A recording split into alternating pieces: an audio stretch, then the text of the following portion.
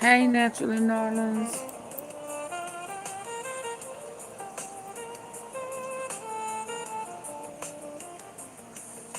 What it do?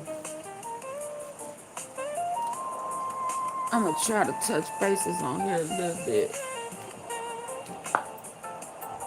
Take my butt to sleep.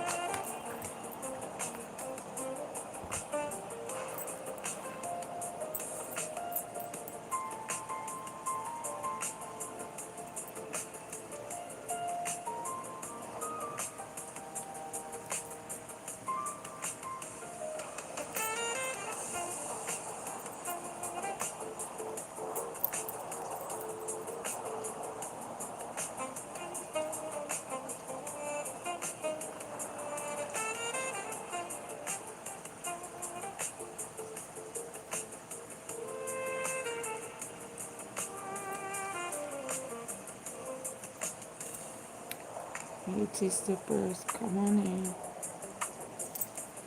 I'm gonna try not to be here long.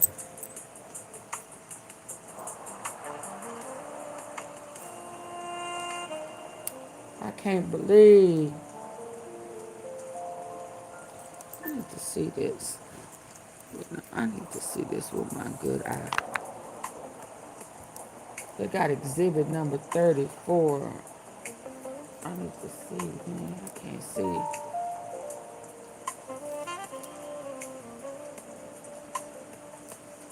So a lot of these people are not happy that they got a new team.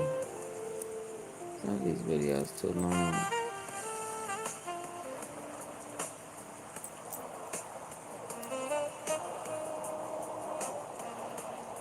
Like me, find real solutions. Murder on June 9th. The stabbing death of We're Officer gonna, Metcalf. we're gonna listen to a couple of these, and then I'm gonna get to Megan. Yeah, I don't like this attorney cat. He used to be, what's that Samuels guy? Old attorney. He got that Republican, that Uncle Tom ass mentality. I don't like him. But now that they done got this dream winning team, I want to hear what he got to say on Willie D, because he had so much sarcasm before, you know. So much sarcasm. Lord, where was I at? It wasn't that one. I want to hear that.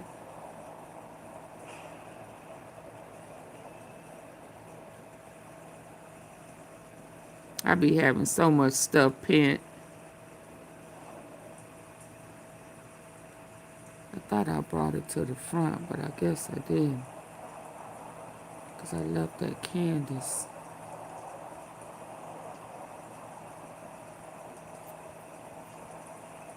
Oh, that's her. Do I want to start with the racist? Yeah, let me go and get her out the way. Let's go and get her out the way, because I'm tired. And her sarcasm kills me. But she was all up in Trump's ass. She's making America great again. You know. She one of them. So she one of them Jeff Metcalfs. They got the smartest, sarcastic mouth. And even when they wrong, because she was all up in that Charlie Kirk situation. Yeah, with your smart ass mouth. Yeah. That's why you got fired from whatever channel you was on. But carry on. I digress. Yeah, let's go. There is more news today in the Karmelo Anthony case. Yesterday, Hold on, it kicked me out. I don't know why it does that now. It's been doing that here lately. I don't know what that's about. But we bad. Look at your smart ass mouth. Yeah, look at you with your smart ass mouth. Yeah. Oh, Megan Kelly. You pissed. You pissed. You pissed because we back and we not going to rest until he get full justice. So now you got something smart to say. Real smart to say. Miss Megan Kelly. Yeah, I'm finna laugh at you. I didn't listen to your full little video. But I'm sure I'm about to laugh at you. What's that? The whole town's laughing at you. Silly fool. Uh-huh. I don't think that's what I had back there. But in the meantime and in between time, let's listen to the pissed off MAGA girl. There is more news today in the Karmelo Anthony case. Yesterday, the Stand with Karmelo coalition announced that Karmelo had a new team of 6 lawyers who will be handling the appeal of his murder conviction free of charge. You remember he said he was indigent? That pissed you off, didn't it? He was indigent, broke, busted, and disgusted. Yeah, but now they're going to do it for him free. Good work. Yeah, good team. Yeah. Are you pissed? Yeah, girl, you better stop taking that Ozempic. Your face is caving in. Yeah, drinking and eating all them kids and sucking on their blood and stuff. That's what them Zionists do. Y'all eat kids, eat McDonald's and grind them up, and y'all do all that disgusting, devilish shit. But carry on. What you say, warped face? Look at her. Yeah, you beginning to look like one of them, what they call them, reptilians. Slow your roll, chick. Carry on now. Penniless, and he needed court-appointed lawyers. Well, he got free help. That's not court-appointed. It's like a dream team. Absolutely. Dream team, baby. The winning team. Don't hate. Don't hate. Congratulate. Yeah, the dream team. Say it loud and say it proud. Carry on. Team of lawyers who want to help people aggrieved racially, from the sound of it. They include people like Gary Bledsoe. Are you making it racist? Are you being racial? Meg. Girlfriend, sit down. Let's talk. Are you being racial? Are you mad? Because the team that got together was a lot of minorities and not the majorities? And how dare them? Are you saying, yeah, are you being racial? Are you being prejudiced? You was okay with the manipulation and the hiding of evidence and providing a scholarship, all that manipulative MAGA shit. You okay with that, ain't you? I almost called you WHITEGIRL. Yeah, but you 50 shades of brown, chick. You just on the tan end of the spectrum. That's still brown. Because you come from us. I like educating y'all. That's why I told you to sit your ass down. So I can tell you where you really came from while you trying to be racial. Yeah. You come from us. We birthed you, itch. Yeah, we birthed you. Y'all didn't birth us. Take a sip.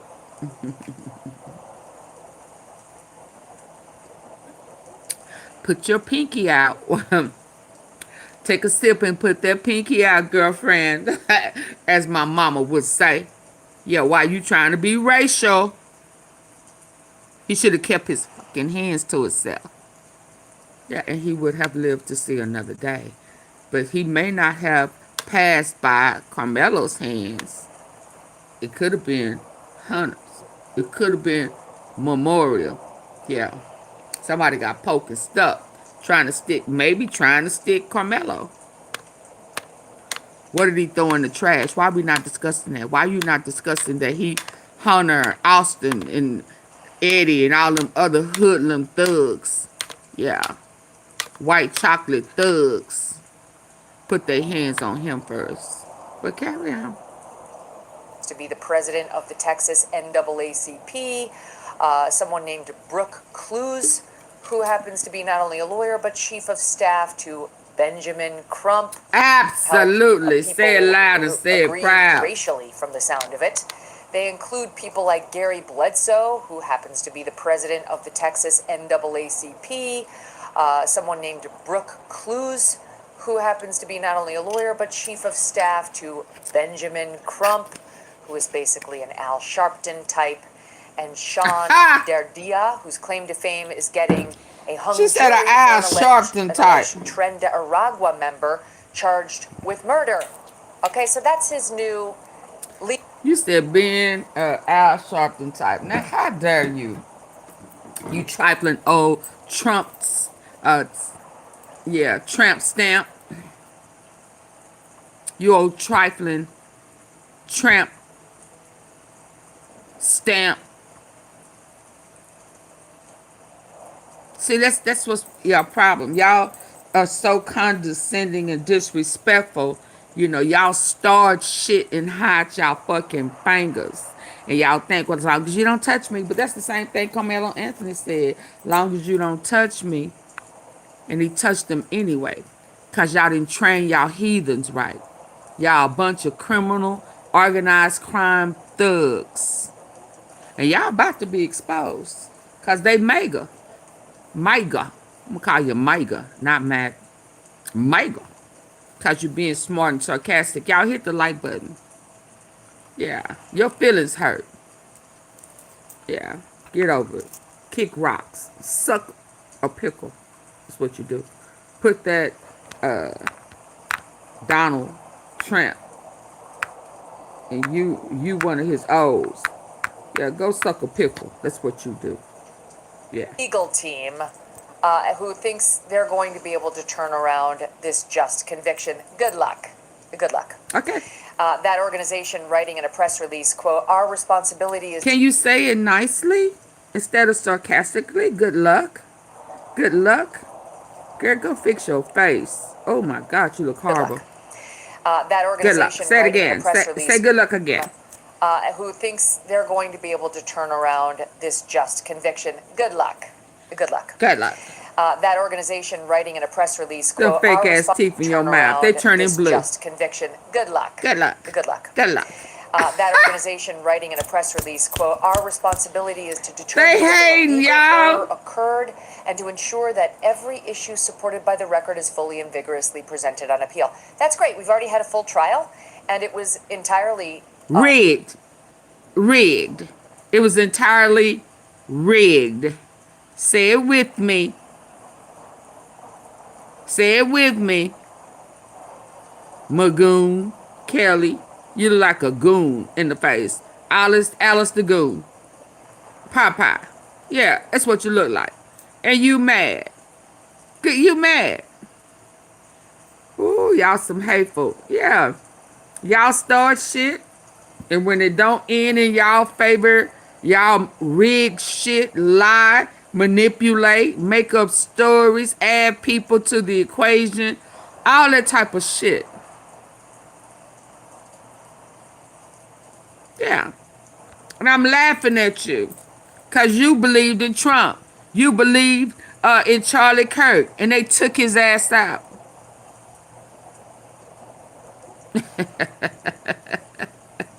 Yeah, you believe in them demonic ass people because you're one of them. You look like you're transitioning from that creature. Yeah. You pissed. You pissed. Because y'all didn't get away this time with sending a child up the river for following the law. Y'all don't have nothing to say about Hunter assaulting him. Hunter and Austin. Y'all don't have nothing to say about the person who probably put a knife in that trash and dug it out.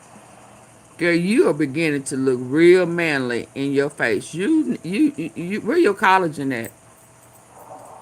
Yeah, your face. And what is up with this thing right here? That's the same thing that old girl, that got turned out by these people, had on his back. He had that shit on his back. What is that? What is that? Look like somebody done had they pickle sitting right here like it was, that's the waiting cup for a pickle to go straight in your mouth to shut you the fuck up, bitch. Yeah. Every issue supported by the record is fully and vigorously presented on appeal. That's great. We've already had a full trial, and it was entirely rigged. Rigged. the verdict that the Rigged. jury came to. Rigged. So, you're going to do what all criminal defendants do and try to appeal it and try to find some scurrilous ground. But your president, your lover boy, he's a convicted criminal. And what he's doing is tying up those appeals in court. I mean, so it's the same thing that Trump is doing, right? Is that okay? It's okay when he do it. But it's a problem when we do it. Uck you. Yeah. Yeah, your lover boy president is a convicted criminal 34 times over. And he's still breaking more laws. But you don't have a problem with that. Why? Oh, y'all can break the rules. Yeah, because your lawmakers are making the rules, but the rules really ain't for y'all. It's for us. And how dare you? You want to talk with that overtone and undertone, and you want to be able to enunciate your words as if you're prim and proper. How dare you, darker shades of brown, use the law against us? How dare you? You better shut up. Y'all hit the like button. Arguing that he didn't get a fair trial in one way, shape, or form, and he's entitled to that appeal. It's not going to go anywhere. That's news, I think, to... Yeah, that's because you don't know who his team is. You said their names like you wasn't familiar, but you will find out. You will find out. Yeah. Matthew Kelly, because you looking like a dude right now. Let's go. Sunny Hostin over at The View, who knows better? She's a former federal prosecutor. She knows very well what she says here is... Are you mad? She knows very well. She was a prosecutor. Were you? Were you? Ugly Kelly? Were you? How you know what she knows very well? She knows very well the law. If she was a former prosecuting attorney, what were you? You always had your mouth open, waiting for somebody to put something in it. Yeah, so go back and do what you do best. Yes, be a good slurper. How about that? Slurp that up. Yeah, get that up. Because you can feel about to have egg all on your face. Slurp that up. Matthew Kelly. Let's go. Nonsense. Watch.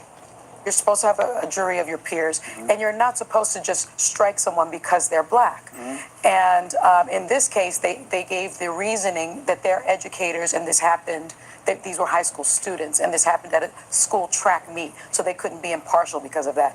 I don't think that's an appropriate reason. They might be the best ones, too. Yeah, I don't think it's an appropriate reason to strike black jurors, especially when it's a young black teenager on trial, and especially when that particular area is made up of 10% of an African-American community. So I don't think he got a jury of his peers. So I think on appeal there is a Total nonsense. Watch.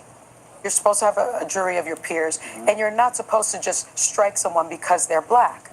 And in this case, they gave the reasoning that they're educators, and this happened, that these were high school students, and this happened at a school track meet, so they couldn't be impartial because of that.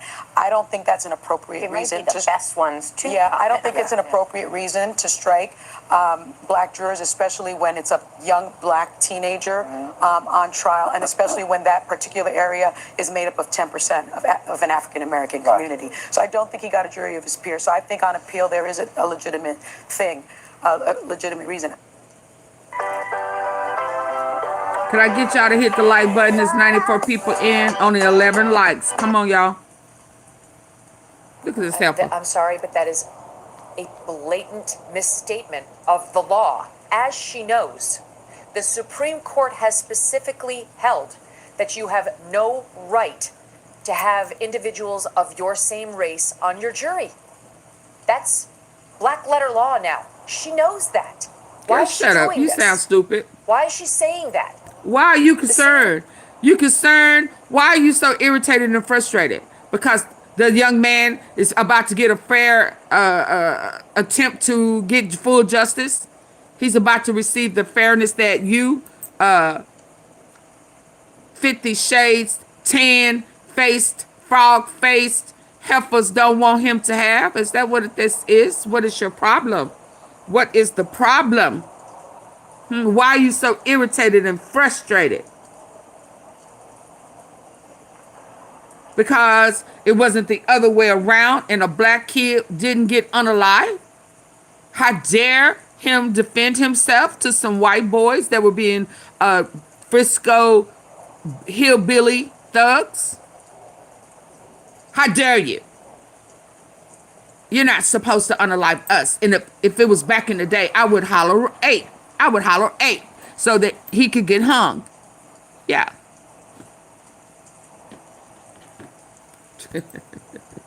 Reason we have Jasmine Crockett and these other race hustlers. Ah, race hustlers. Oh my God. Y'all, she's saying race hustlers. Oh, y'all don't like justice for black people at all. Look at that reptilian. Look at that eye. It got exposed, y'all. God dang. Ooh, wee. You see that eye? Oh, there it go.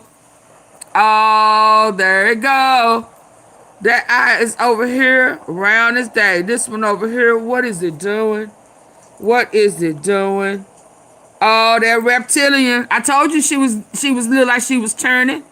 Didn't I tell y'all? It's this eye right here. It's always the eyes that give them away. What is this eye doing and what is this eye doing? That's why you mad. Yeah, that reptilian shit. She got exposed. She got exposed. It's always in the eye. You see it? Oh my God. Oh my God. Yeah, Lord, what in the world is going on? So that ain't her. That's one of them creatures. That's one of them creatures. Oh, wow. Oh, I need to make sure I get this. She was fit that I was doing it, wasn't it?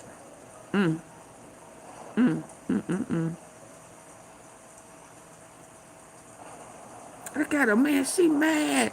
Because, see, all of this don't even look right here. Oh, man. What is that? Individuals of your same race.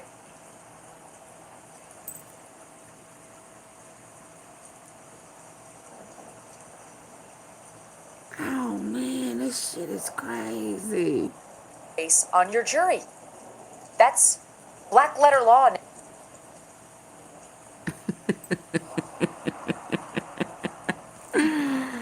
I'm trying to get that. Now, she knows that.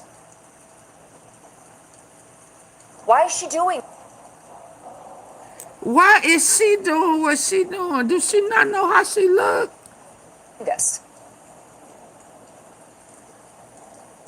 Why is she saying that?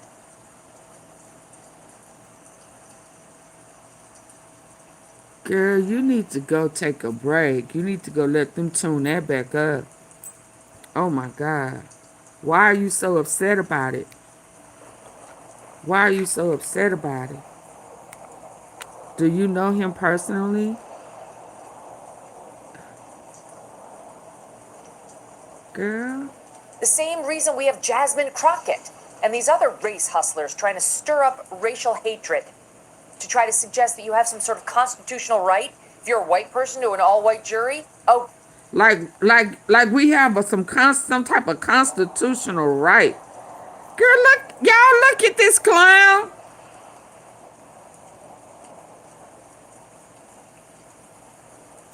Y'all, as y'all can tell, I didn't listen to this fully before I played it. I am just shocked that she's throwing all of these racial slurs as if they're not racial slurs, and she's showing her its true colors.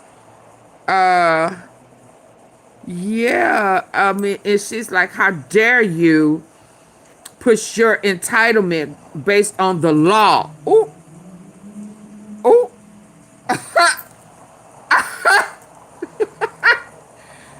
We have the right to defend ourselves by law, constitutional. I know that y'all don't respect it anymore because your lover boy don't. We understand. Yeah. However, we do have rights. This is why I be trying to get the darker shades of the 50 Shades of Brown. Why they trying to eat up out y'all ass. They don't want y'all to be able to have rights. Y'all haven't picked that up yet. They don't want us to have rights. Yeah. Look at it. It's written all over her face. How dare you push the issue of rights? That's why it's making America great again, so we can make y'all slaves again. Look at it. It's all on her face. And she's pissed that we're about to catch y'all slipping again. And there's going to be consequences. Yeah. Because somebody is fronting money. Yeah. Although they say it's pro bono, they said that there is an anonymous donor. And you pissed. Because y'all can't stop shit. Let's go. Why is she doing this? Why is she saying that? The same reason we have Jasmine Crockett and these other race hustlers trying to stir up racial hatred to try to suggest that you have some sort of constitutional right if you're a white person to an all-white jury. Oh, great. Try arguing that to an appellate court. Well, the same is true if you're a black person. You're not entitled to an all-black jury, or Hispanic, entitled to all Hispanic. What the F? You're not even entitled to a partially black or white jury. You're not entitled to any racial makeup on your jury. You're just entitled to a fair one. We didn't get They that. can't strike a juror because he or she is black or white or old, any of the protected categories, but you're not entitled to have a jury that matches the racial makeup of yourself or your preference. All right, now there were no black individuals on the 12-person jury that tried the Austin Metcalf Karmelo Anthony case, but there were 3 racial minorities, including Asian and Indian, and all of the 18-person jury, like if you include the alternates, of those, 6 were minorities. 6. It's also true that the judge allowed the prosecution to strike 3 black female jurors, but they said this was due to the women's potential bias as educators, not due. But one of them was a nurse, dumbass. They never even questioned them. Stupid. Slow puppy. You didn't do your due diligence. Because one of them that they say was a teacher was not.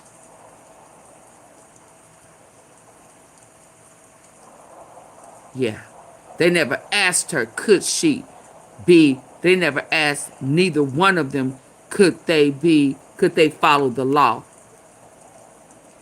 But there was a teacher there. Why was it okay for her to be there? The one that kept falling asleep, not paying attention. Yeah, the crisis actress.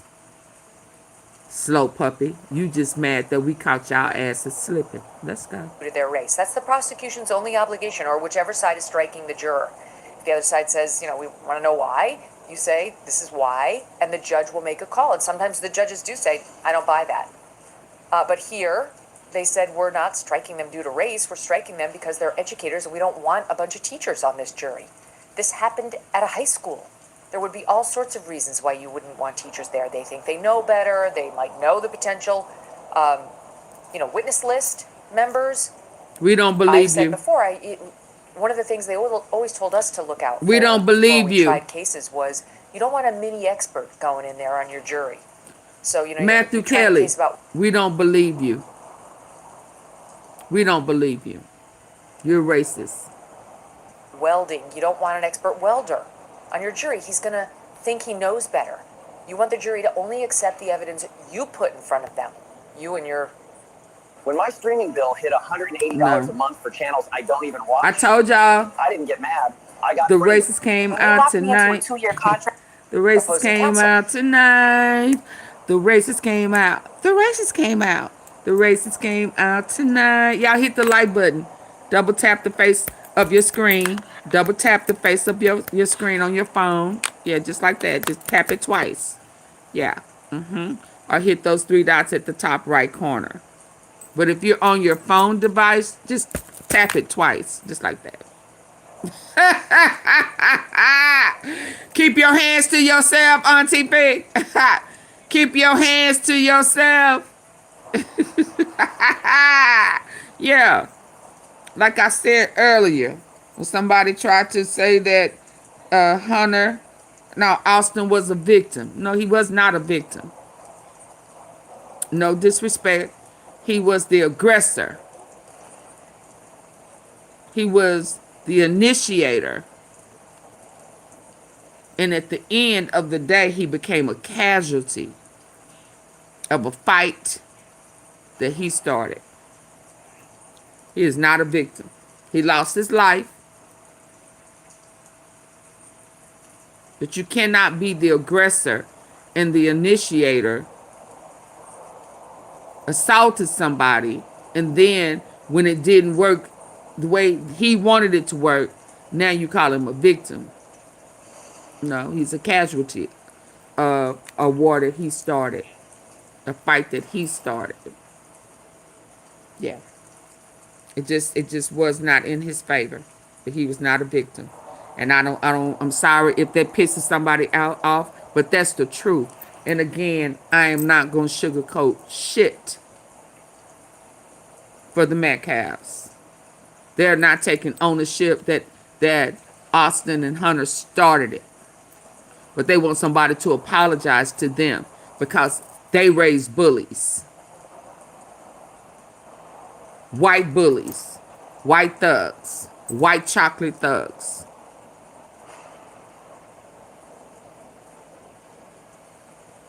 And it just didn't work in his favor. So you would not want a bunch of educators because they'd have their own thoughts about what the traditions are at the track meets and, you know, how this... So educators can't follow the rules of the law. They can't follow the judge's instructions. But you can have some witnesses on the witness stand that lie, said that they didn't even know him and got debunked in cross-examination. So it's okay to have liars, but educators, you know, they can't follow the law, nor can they follow the instructions of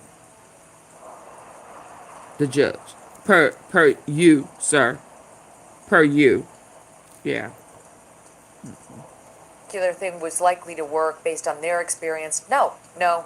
You haven't been certified as an expert. You are being called there to be a juror, an impartial... Who has been certified as an expert? Was the witnesses certified to be expert? Girl, shut up. You shut up.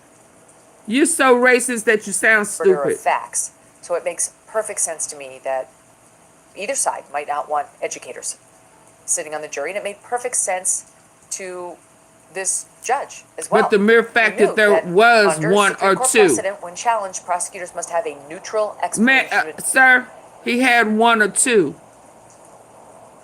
There were educators, jurors. Did you not get that memo?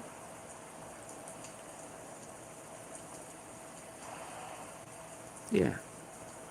You're changing the narrative to fit the MAGA cause. Because you know that it's about to be flipped upside down and it's going to shake. It's going to shake y'all asses. Let's go. For excluding a juror that has nothing to do with race. That's all. And the judge in Karmelo Anthony's case, John Roach, absolutely believed that's what happened here, as we just heard him espouse on his interview with WFAA. Like I told you before, as long as I follow the law. No, but you didn't. All they did was lie. That's why he released it on his way out. To help this verdict and the prosecution, which will be fighting to sustain it on appeal.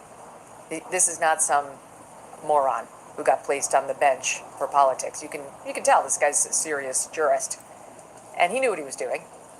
And this is not the first time, I'm sure, he's had a defendant raise complaints like this. But Sunny Hostin's complaints didn't just stop with a jury, actually. She says she's still not convinced. The misleading went on for 5 minutes, okay? I won't subject you to the whole segment because each moron there of The View weighed in. I mean, truly, one is dumber than the next. Sunny Hostin's not dumb. This is willful misinformation on her part meant to push a racial agenda that she has that ABC has been allowing for far too long. This is willful misinformation. She mad, y'all, for Right, here real. she is trying to convince the national audience at ABC that Karmelo Anthony did act in self-defense. She's not Absolutely. convinced.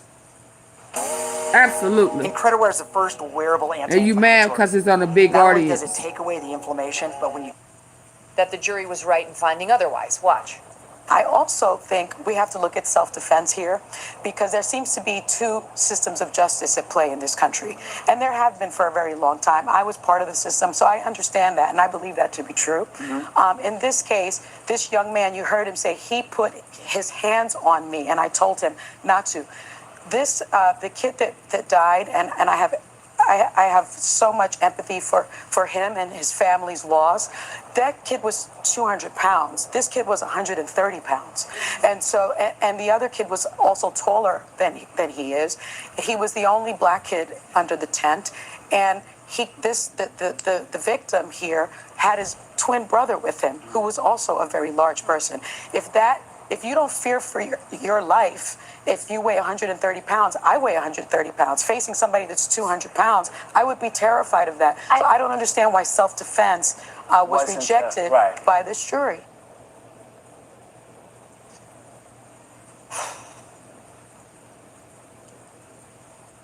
He asked him, he dared him to put his hands on him.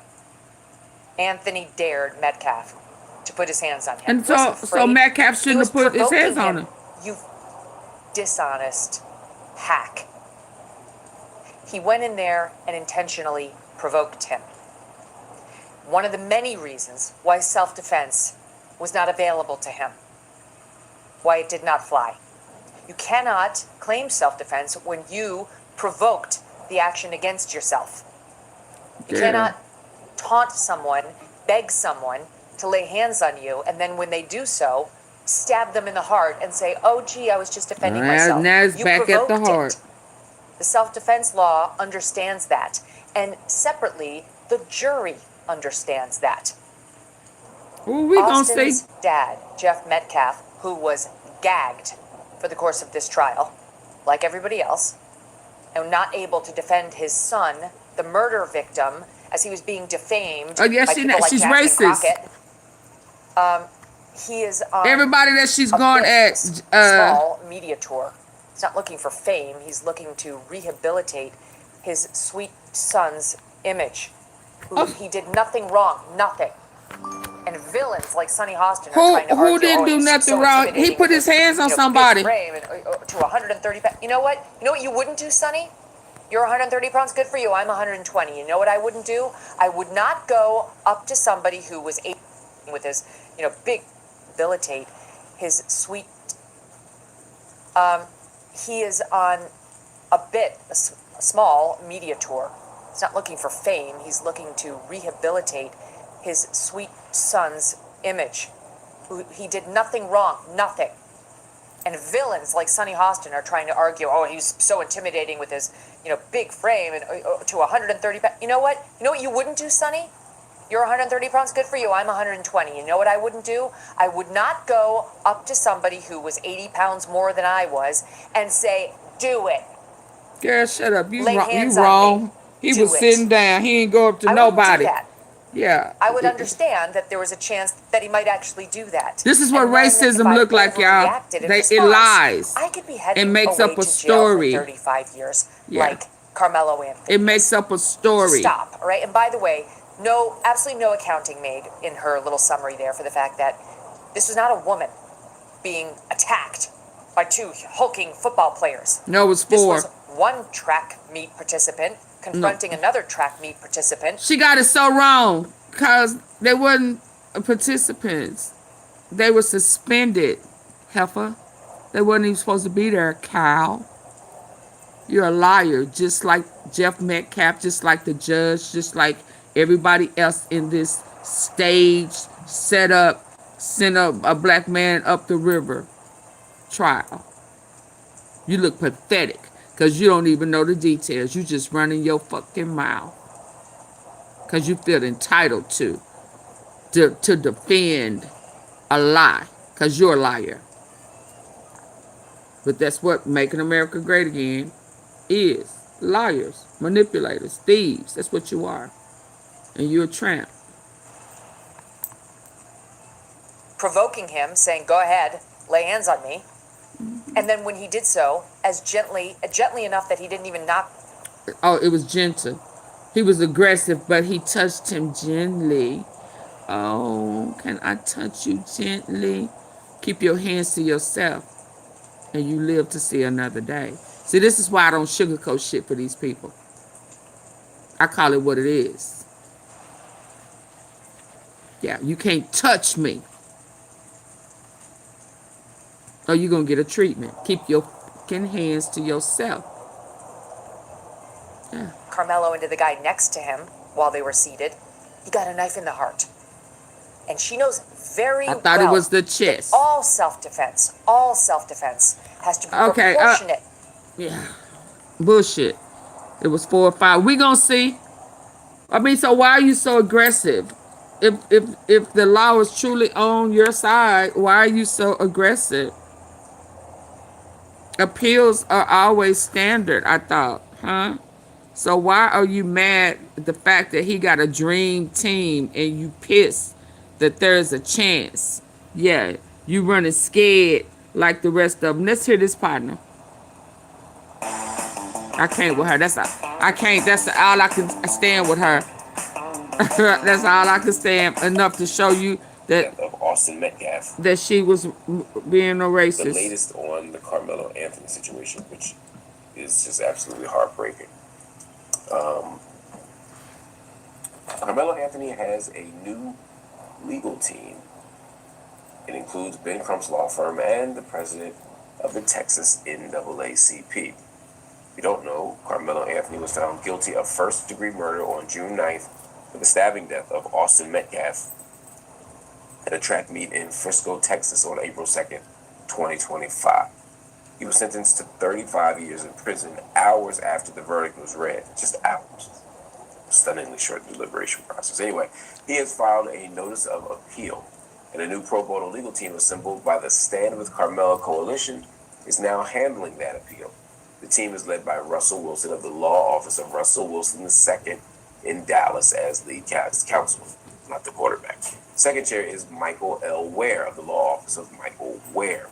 Third chair is Gary Bledsoe of Bledsoe Law Firm and president of the Texas chapter of the NAACP. Brooke Cluse of Ben Crump Law in Frisco, the same city where the stabbing occurred, is also on the team. Now, Sean Deredia of Deredia Law Firm and Justin A. Moore of Stafford Moore of PLLC round out the group. That's a very big and talented group. In a statement, the coalition said, "Our responsibility is to determine whether a legal error occurred and to ensure that every issue supported by the record is fully and vigorously presented on appeal. The appellate process exists for precisely this purpose." Now, on Friday, June 19th, the Collin County Court released a large batch of evidence from the trial that included body cam footage of Anthony's arrest, photos of the tool used in the stabbing, surveillance footage of both teams at the track meet, and 911 audio calls made immediately after the incident. Now, in the body cam footage, Anthony tells the responding officers, and he's in tears, "He put his hands on me. I told him not to. He put his hands on me." The footage also shows Anthony fully complying with officers. It shows that he didn't resist at all. While seated in the squad car, Anthony asks the officer if Metcalf is going to be okay.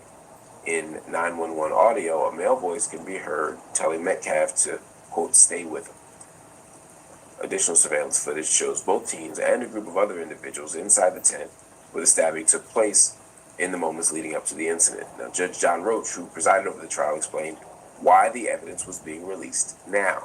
He said to reporters, "Now that the trial is over, it is important to me to provide transparency."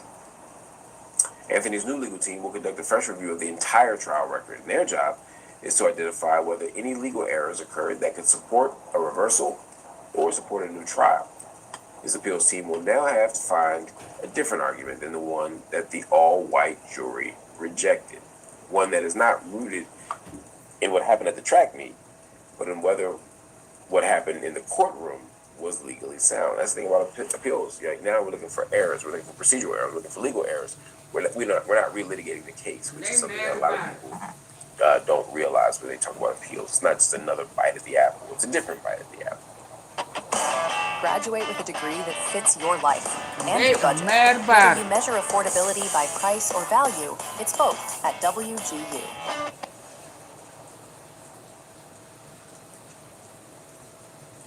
You want more black people to get out of jail? Y'all sit for jury. You want more black people to get out of jail? Y'all sit for jury duty. That's what you do. Stop trying to pretend like your mama's sick. Oh, and you got to wow. go to work. And you got a medical condition that won't let you sit for jury. Stop ignoring. That's what you do. Oh, wow. Willie D. Live. Oh, they mad for real. Here is because you have white guys like Austin Metcalf who think that their whiteness self-deputizes them. They think that they have control over black bodies and they can make black people do this and that. Move, what are you doing here? You're not supposed to be here. Let me see your key. I've never seen you around here. Get away from here. Get from under here. Move around and all this type of stuff. And that is a big problem all around this country, and that needs to be addressed too. See, you can't address one without addressing the other. If Austin has respect for Karmelo and his right to exist, and not try to become the damn tent enforcer, we're not here. And there's a lot of dudes that do that. A lot of these dudes behave that way because they believe the system is going to protect and not try to become the damn tent enforcer. We're not here. And there's a lot of dudes that do that. Tent A lot of enforcer. these dudes behave that way because they believe the system is going to protect them, and they also believe that black people will not fight back. Facts. That is the reason why he did it in the first place. You don't see black people doing that. You never hear about black people walking up to white people saying you don't belong here. I hear black people walking up to black people saying you don't belong here. You're right about that, and that's bad. Look, Willie, I'm not. Bullying has been around since. You're absolutely right about that. Bullying has been around. This is not something that's germane to one race or other.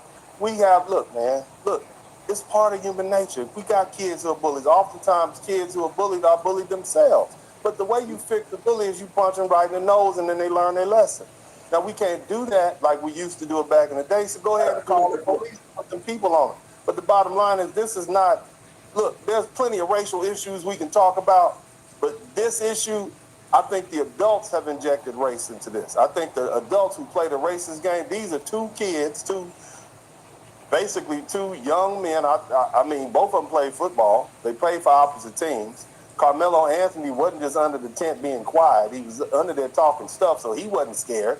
Look, let me tell you, we always talk about Karmelo was scared. Karmelo was under there saying, touch me again. That don't sound like scary to me. That sounds like I wish you would to me. He don't have to be a coward to defend himself. Yeah, but it don't mean he was afraid. So you can't say I was afraid for my life if you weren't afraid. I was afraid. That's the thing, and that's why the whole self-defense, if you're afraid for your life to the point that you have to use deadly force to protect your life, that's one thing. But Karmelo Anthony, and that's just one little piece of evidence. I'm sitting in here, I'm under this tent, I'm talking stuff. Yeah, blah, blah, blah, your team is ass. That's what he said about Austin Metcalf's football team, and he played for another team. And then he said, touch me again. That don't sound like fear to me. I know what fear sounds like, and that doesn't sound like fear. And so, this is what the jury heard. And so we always have to go back to, was this verdict valid? Did they have evidence to substantiate the elements necessary to prove murder? And the answer is yes. The answer is yes, and it's going to remain yes. Now, we can pick apart what they saw, what weight they gave each piece of evidence. But the question is, when the appellate court looks at this, they're going to say, well, we think that the verdict is valid. Now, had you had 2 or 3 black jurors on there, you might have got a holdout. They may have come to a determination. Look, we don't believe murder, but we will agree with manslaughter. So we can come to that consensus and get a unanimous agreement. We'll do manslaughter. That's the point of having a black juror in there, because it only takes one to hold out to get a hung jury. And so had you had 3 black people on the jury, and remember, this wasn't an all-white jury. I think it wasn't an all-white jury. It was other people, but my understanding was no black people. But that's why they wanted to get rid of the black jurors, because they might have held out for manslaughter. There was no way this young man was going to be exonerated and go home that day. He was going to go to prison. The question was manslaughter or murder. A black juror may have made them hold out, and you're going to sit in this room. We're not going to be here for 4 hours. We're going to be here for 4, 5, 10, 15 days. And when you have somebody who kicks back on their heels, plants their feet in the sand, say, no, I don't believe it's murder. I believe it's self-defense. We can do manslaughter, but that was the reason why they wanted to get rid of those black jurors, and that's why I think it'll be overturned. But that's the only reason. I think the verdict was valid. However, the jury played a part in it. And as they always say, that you know the outcome of a case after voir dire, after the jury is in panel. And in this particular case, same thing with O.J. Simpson. We knew what was going to happen once we saw the jury. It was over. Acquittal. So, and that's the magnificence of the practice of law. The case is typically won when the jury is in panel, and that's the things people don't know. So you want more black people to get out of jail? Y'all sit for jury duty. That's what you do. Stop trying to pretend like your mama's sick and you got to go to work. And you got a medical condition that won't let you sit for jury. Stop ignoring. That's what you do. Do you think that the jury put more weight on video evidence or witness testimony, eyewitness testimony? I don't know, man, and I don't think that they questioned the jury after the jury polled. It's called poll. I don't think they polled the jury after the jury left. I'm sure at some point some of these jurors will come up with a book and we'll know what happened, because typically on all these famous cases there's always somebody who does an interview. But I'm not sure. I don't know what the jury did, but I know that there was enough evidence for them to convict. That's what I do know. No, you and that's don't. my only point. You lying, because enough them boys evidence for the lied. It jury was to reasonable convict? doubt. Was there enough valid, admissible evidence for the jury to convict? And that's the question that I look at, and my answer is yes. You there lie. was. And you see what they did. Again, the only question is whether or not this was going to be manslaughter or murder. They elected murder. So that's the difference. There was reasonable doubt. You full of shit. I think it was a range. I think it was a range. I think it could have been manslaughter and it could have been murder. I think capital murder would have been overcharging. I do think that, because How was it arranged? He didn't kill multiple people. He wasn't in the committing some aggravated crime. The victim wasn't under the age of 10. So that would have been overcharging. In this case, it was arranged, and that's why they have something called lesser included charge. How was it arranged? Charging with murder on the indictment, and then the lesser included charge is manslaughter, which I believe the judge laid out in the in the jury charge. So it was included, but they didn't want manslaughter. They saw murder. Decade That's it. Lives. And this is where we are. I know it, man. Look, good kid. The boy had no history, a criminal record. I like the kid to have given some consideration. He's a good kid. It was rigged. This is what happens, but and the this crime is the was problem committed. With emotionalism. The crime. This is what. What? Okay, so if Dave, what was the first crime? Lord, these people kill me and I want to take ownership. What was the first crime?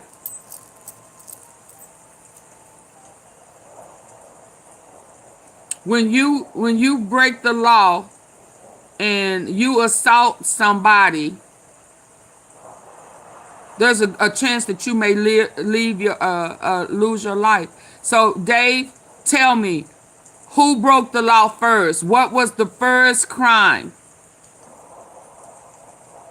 This is to check your integrity. What was the first crime?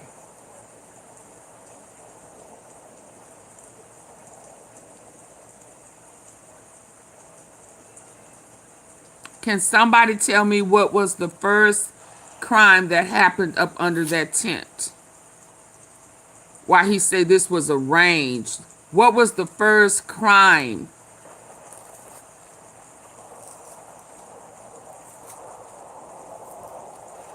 No, don't nobody want to say, do they?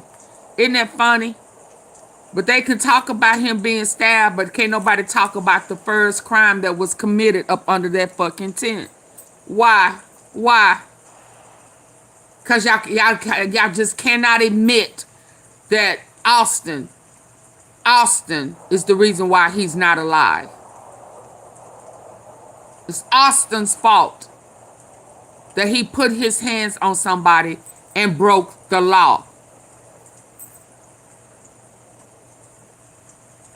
What was the first law was robbery when he grabbed his bag. What was the second one? So the first crime that was broken is when Austin grabbed his bag aggressively.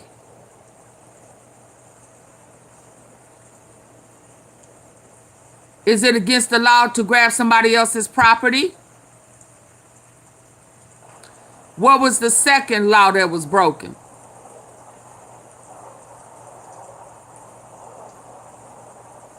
Dave, do you know the second law? Assault. Assault. So Austin broke 2 laws.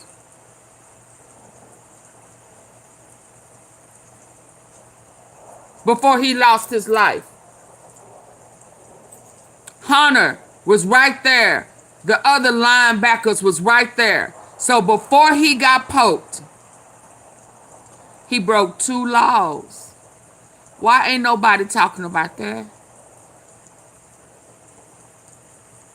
Why did you bypass that?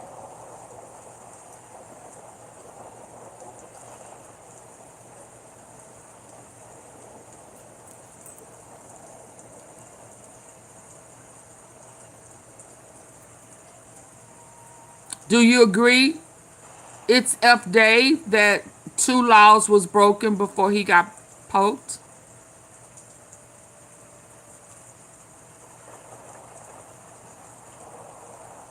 So I understand somebody lost. I'm embarrassed. I really don't know.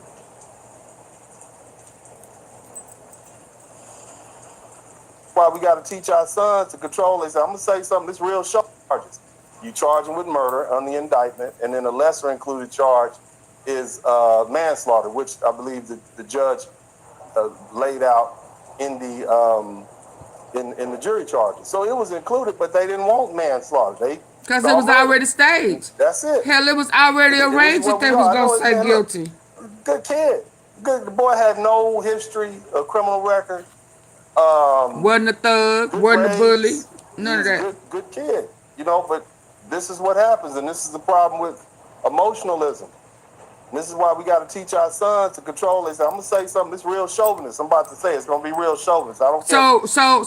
So should, in your making America great again mindset, should you teach your sons to keep their hands to themselves?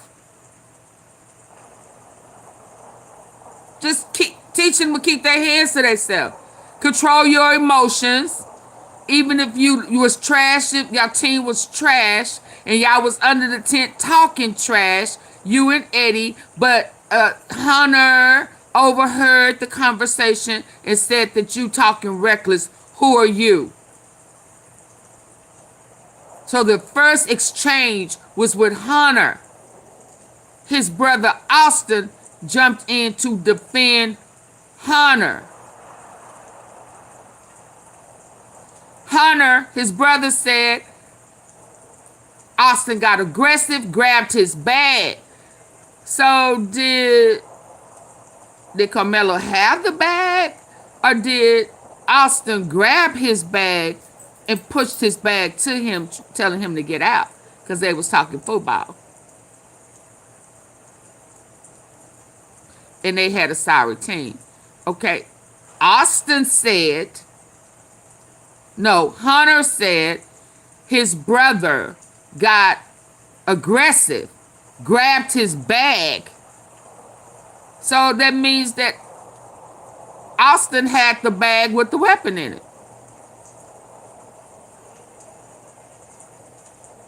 I'm sorry you've had curveballs. All due respect. Okay, I get that. I'm here telling you. I may not know. You did say that, and that's why I got quiet and moved on. So I understand. I understand if Dave, he was invited up under the tent. So that's a lie that he was just under there talking stuff. One of his friends invited him, so-called friends invited him up under the tent. They were shooting the shit. They was talking football. You know, Karmelo, I guess, got the best of the roast of the football.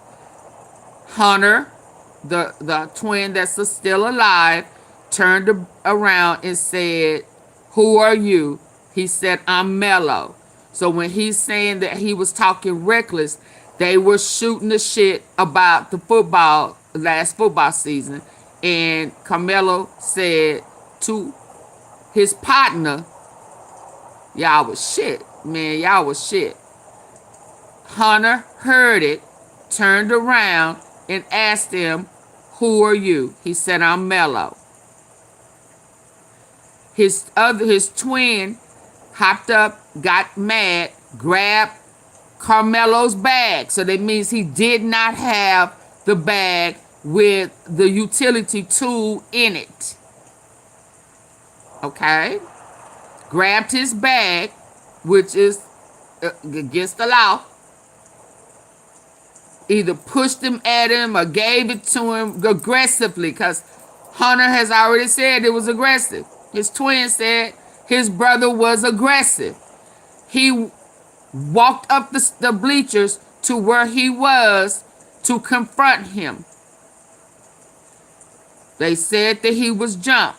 Once we looked at the video, it was more than one person swinging at him. Okay? So during that scuffle, that fight, it was a fight because the boy had bruises on his face and his nose and his neck. He tried to get up out of there. Somebody pulled him back in, they say. Then he got up out of there again, ran, and then during the midst of that, the pulling him back in and all of that, he got poked. I don't think that he grabbed the knife out the bag and went to, It wasn't like that. They say when they found the knife, if it's the knife that he used, it was half open. It wasn't even fully open.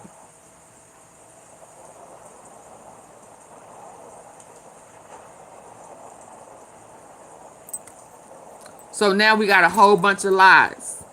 And the videos that's coming out now is showing what was said in court was a lie.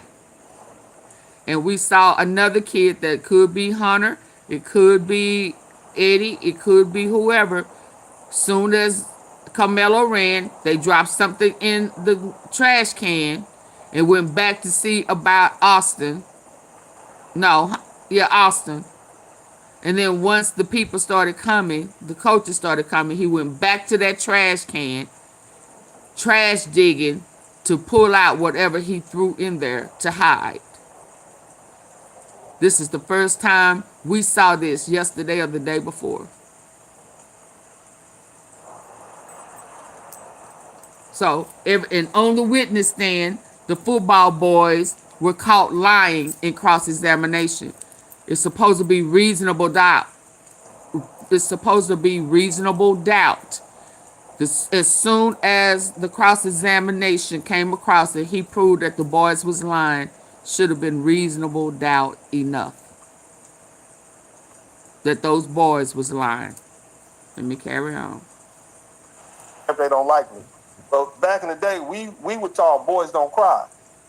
And now at this age, I understand why the old people used to teach little boys don't cry. Little girls can cry. Little boys can't cry because if you allow them to fully embrace all those emotions, sadness is not the only one. Anger comes with that. Fear comes with that.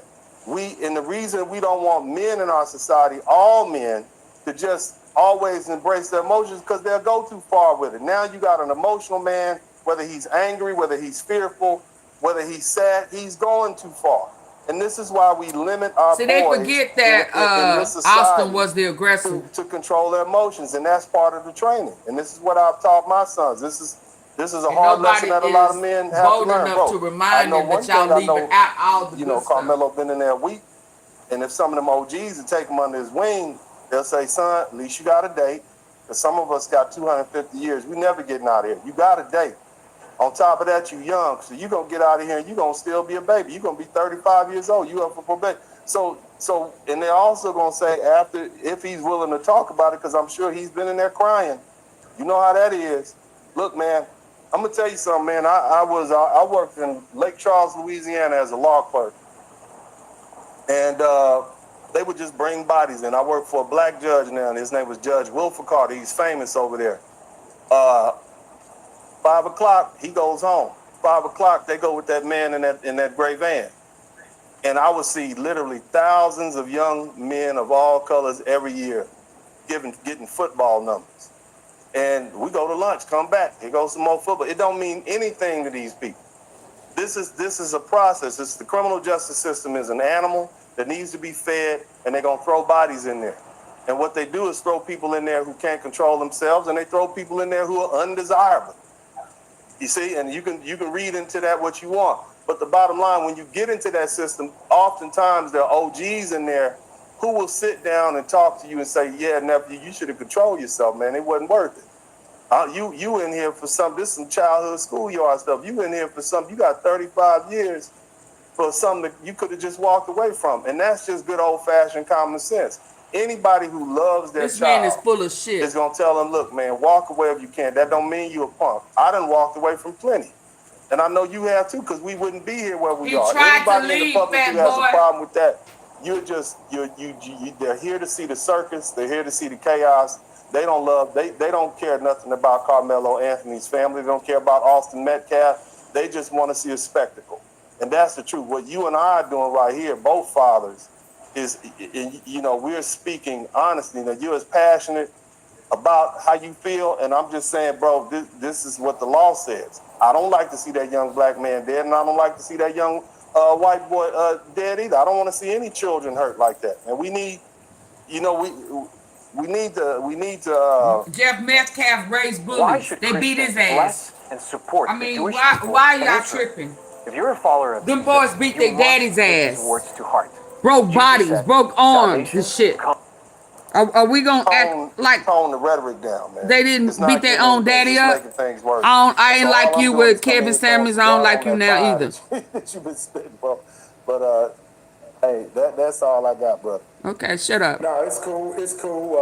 But I absolutely appreciate you speaking on the emotional thing, because there is we do have a huge issue with people. They're still trying to play in our face. Absolutely. Everybody in this country right now.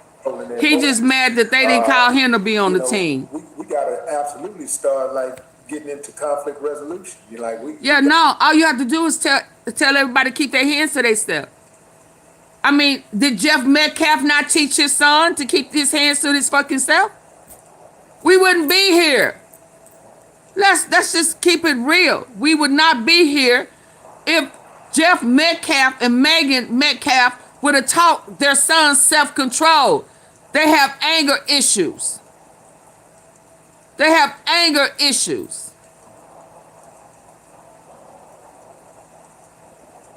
Keep your hands to yourself. Bite your fingernails. Do whatever you need to do. But keep your hands to yourself. And if they just would have abided by the simple little golden rules, yes, they beat their daddy up. Broke ligaments and shit. They said it was the one who, Austin, that passed away. Yeah, they beat up their daddy.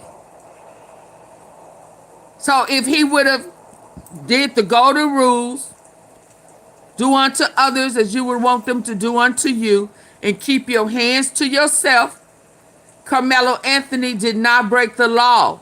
He was not the aggressor. I hate to say it, Austin Metcalf is not a victim. He's a casualty of a war that he started.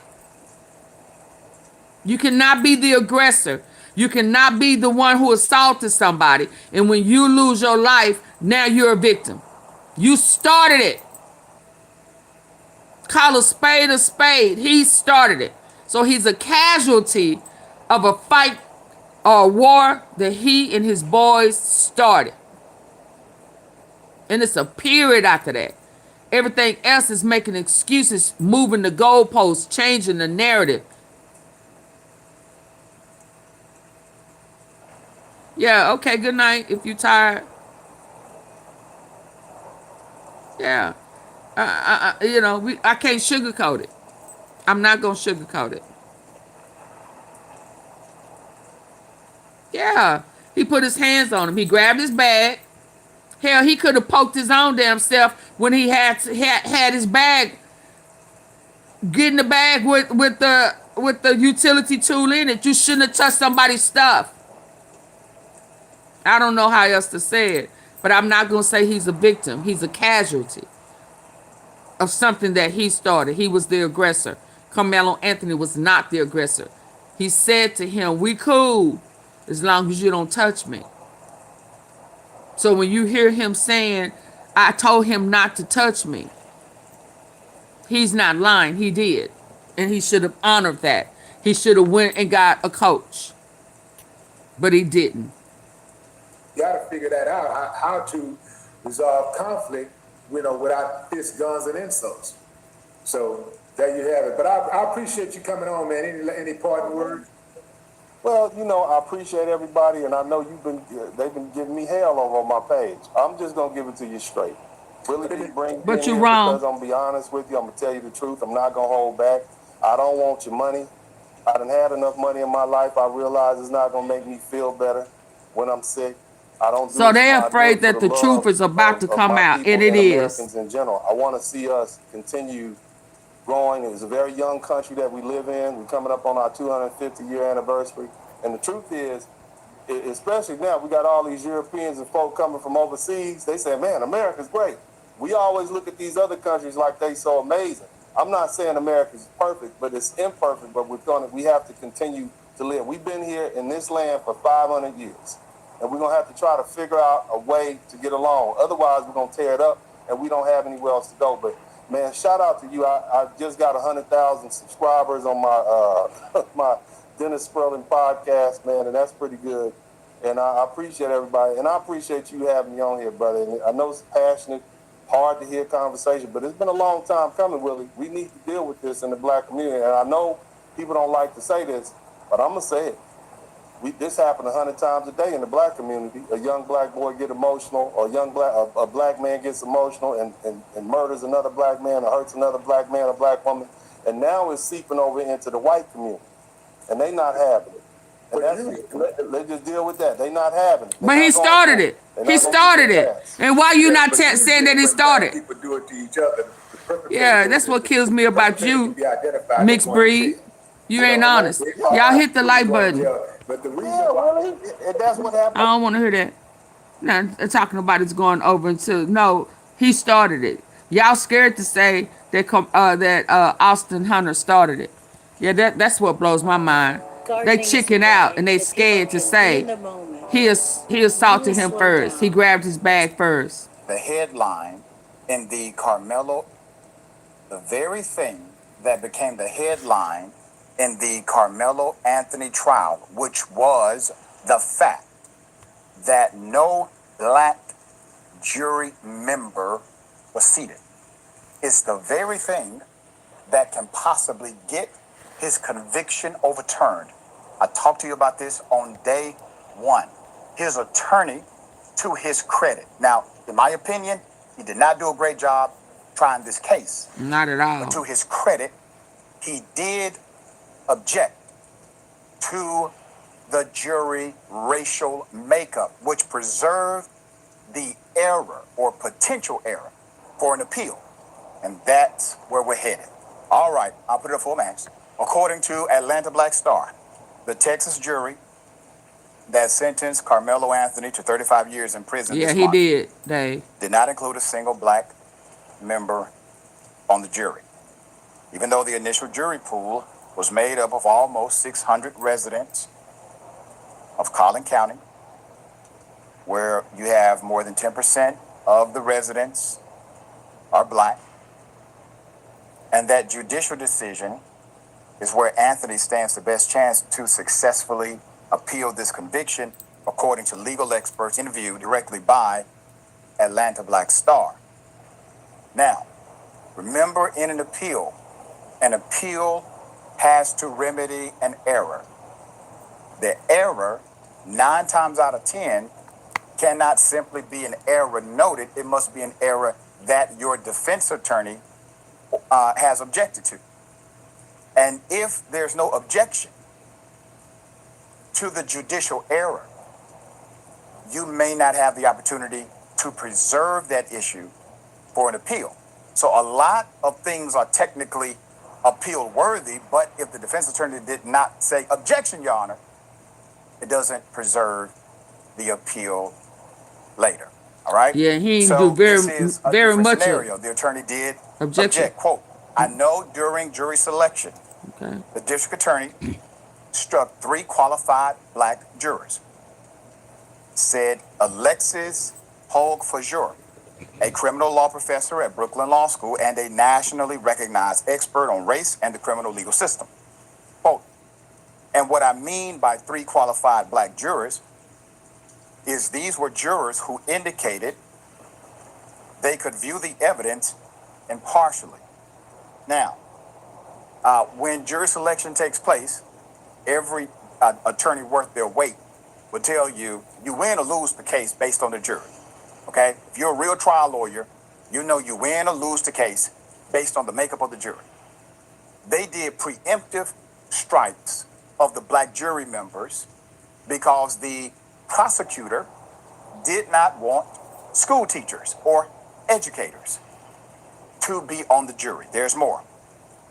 But the 3 black jury members were rejected because they were educators, which prosecutors argued would make them too biased to serve as qualified jurors in a case stemming from an altercation between 2 high school students on school grounds. The initial jury pool consisted of 589 prospective jurors, which was narrowed to about 250, and then to 18 final jurors, including 12 seated and 6 alternatives. So I want you to understand the ridiculous logic of the prosecutor. Prosecutor says, because they happen to be educators, they do can't not follow. They can't have be the biased. ability to impartially weigh the evidence. That makes 0 sense. 0 sense. They're not educators at the school that either individual, in this case, went to. They don't have a connection to the victim, who's deceased, nor the alleged defendant. They do not have a connection to the school itself. And somehow they would not be able to impartially weigh the evidence. There's no logic to that. The only logic would be if you can prove that they have some type of relationship to the case. That makes sense. But if you do that, it's no longer a preemptive strike. It has to be a strike done based on the merit of each individual and their ability to impartially weigh the evidence. It is unconstitutional to reject jurors based on race, ethnicity, or gender, which is why prosecutors... I need for y'all to hit the like buttons. I need 50 people. It's 185 people in here. I need 100 people to hit the like button. And the sooner you hit the like button, the sooner we can resume. If you're on your... It's 3 dots at the top right corner of your listening device. Hit those 3 dots. And it'll take you to the like button. It's 2:18. If y'all don't want to hit the like button, I can go to sleep. Do you see those three dots?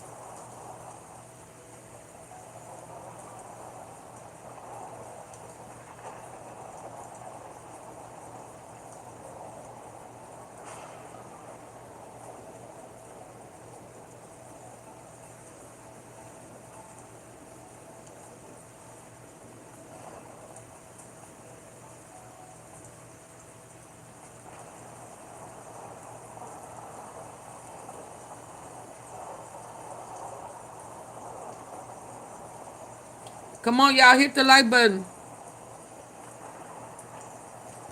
Double tap the face of your phone.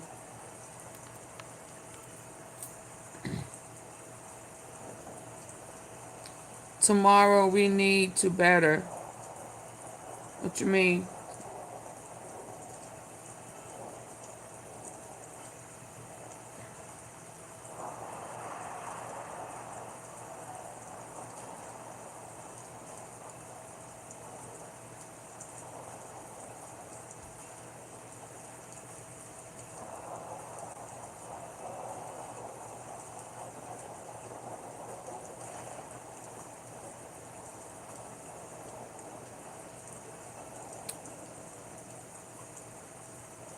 I'm not going to start back until y'all get the likes up.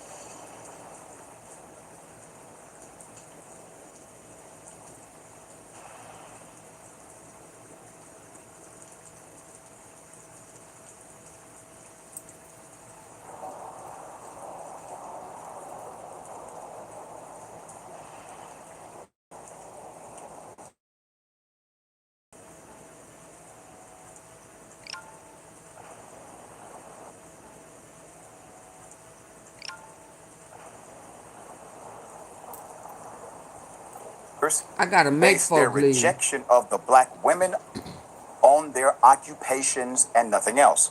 However, jurors based on race, ethnicity, or gender, which is why prosecutors base their rejection of the black women on their occupations and nothing else.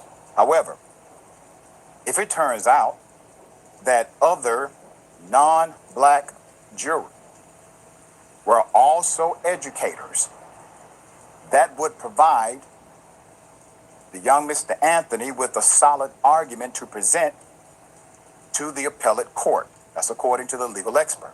Quote, I haven't read the transcript, but if any of those 18 people are educators and said they were educators, we know that wasn't a race-neutral decision. That was just pretext. End quote. She said, in every state except one, prosecutors and defense attorneys are allowed to reject jurors through preemptory strikes, which means they do not have to give a reason as long as it is not explicitly based on race, ethnicity, or gender. Opposing attorneys can challenge the strikes, which then requires them to provide a reason for striking the members of the jury preemptively. In this case, the reason was, well, they happen to be school teachers. They're educators. Anthony's lawyer objected under a Batson challenge, which was proper to do, arguing that the prosecutors or the prosecution's preemptory strikes against the 3 black women were unconstitutional, racial discrimination.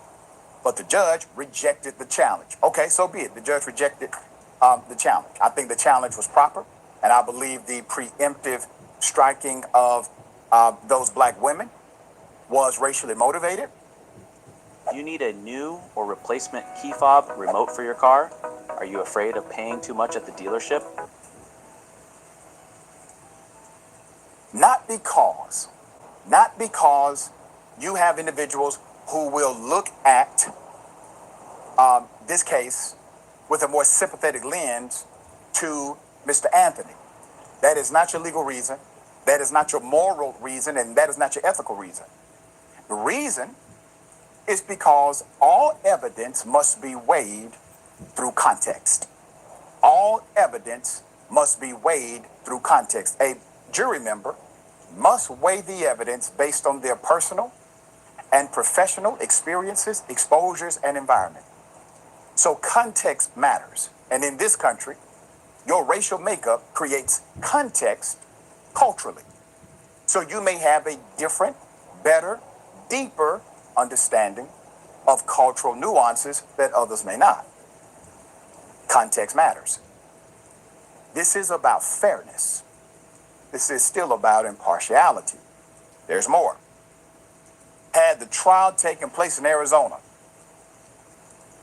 where a preemptive strike is not allowed, prosecutors would have had a much harder time rejecting those 3 black educators because the state Supreme Court abolished the damn practice. Why did they abolish the practice?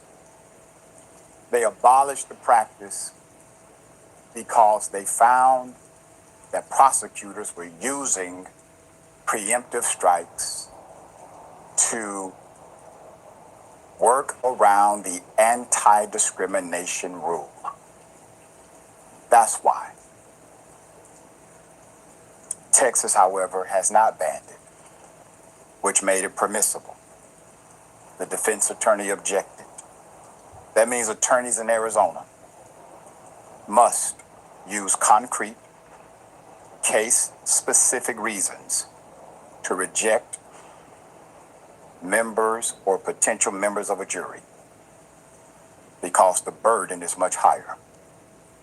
In Anthony's trial, at least one potential black juror was rejected because he stated he would, quote, have a hard time putting a brother in jail, end quote. He has to be rejected. He has to be rejected. In fairness, he has to be rejected, which would be allowed in Arizona because that will be evidence that the jury cannot render a fair and impartial verdict according to the state Supreme Court ruling in 2021. No argument with that one. But that was not the case for the 3 black women who were rejected. So they would have had a much better chance of being selected had the trial taken place in Arizona, possibly changing the outcome.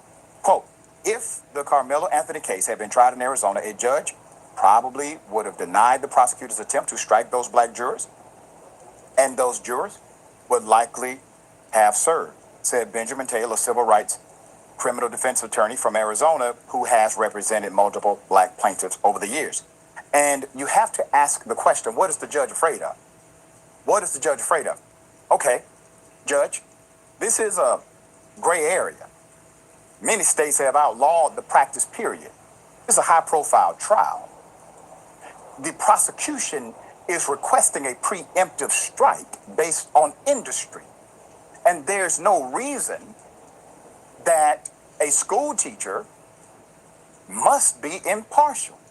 You run the same risk, Your Honor, of a school teacher being more sympathetic to the victim than to the defendant because they're school teachers.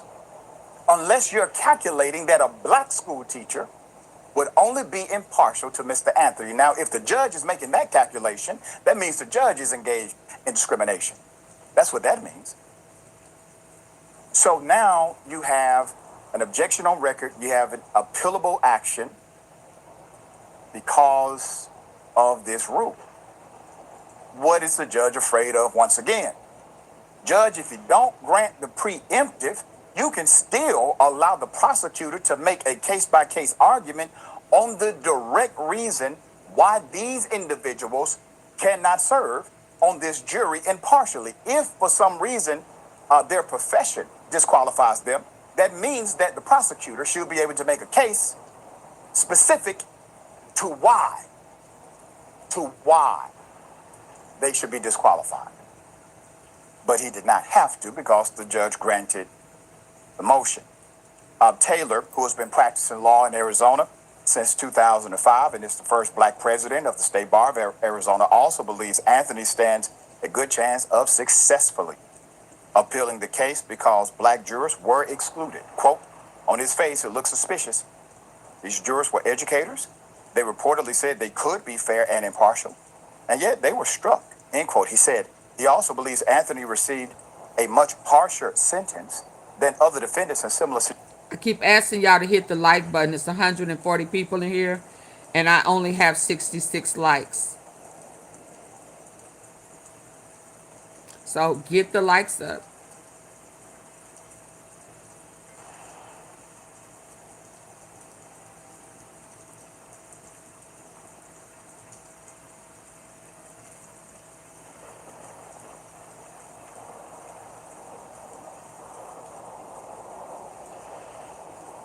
Come on, y'all. The quicker we get the likes up, the quicker we can move on.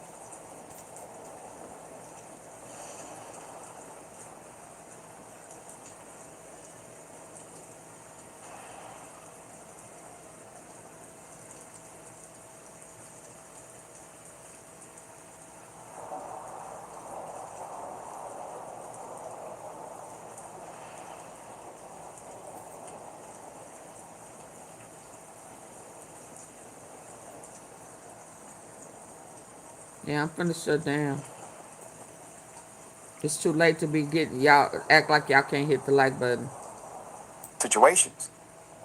As Atlanta Black Star has noted, quote, 35 years is the type of sentence you might expect for someone with prior felony convictions or a long record, maybe someone older, he said. And I want to add a note to that. 35 years for a murder conviction is typically because someone does have a lengthy record and they engaged in premeditated murder, premeditated malice. There's nothing about this that's premeditated, but there are individuals who are serving sentences lighter than Mr. Anthony for premeditated murder. They will be out prior to Mr. Anthony. They would never receive even in a max out of the sentence 35 years. Never would happen. There's more. Used to walk on gray pavement in a black and white scene, living in a... Quote, by contrast, from what we know, this appears to be Karmelo Anthony's first serious offense. He's relatively young, Taylor continued.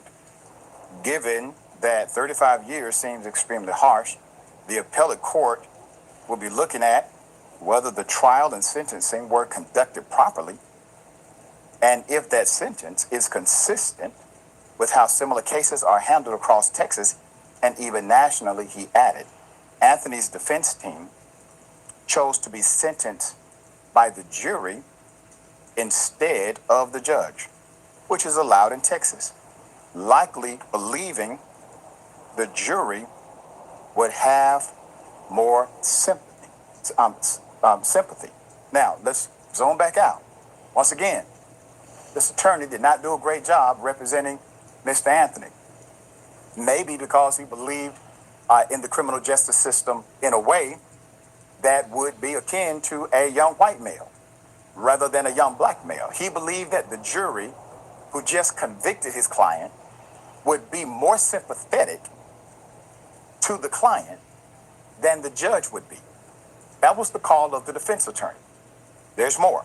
But under Texas law, that decision must be made before the jury is selected, so it's likely his defense team expected at least one black member of the jury. Quote, if they had been allowed to serve, they could have made a difference in the guilt or innocence phase, and at the very least, in the sentencing phase, Taylor said. Quote, if you have black jurors who are more sympathetic to and understanding of Karmelo Anthony's life and background, they might have pushed back on a 35-year sentence, Taylor explained. They could have argued for something closer to what similarly situated defendants received in Texas, or at least brought it up in the conversation. So now you have an appealable issue that was objected to, properly preserved by the defense attorney. Now, it is my hope and it is my recommendation that he is not involved as a leader in the appellate process at all. Appellate law is a completely different kind of law. Money is being raised now. Many outlets are raising money for this defense. I encourage you to vet any of those outlets before contributing. Some have estimated to get started it's going to be well over 100,000. Some say 500,000 for the trial, up to 1 million, if it goes as far as it can go. That's your update.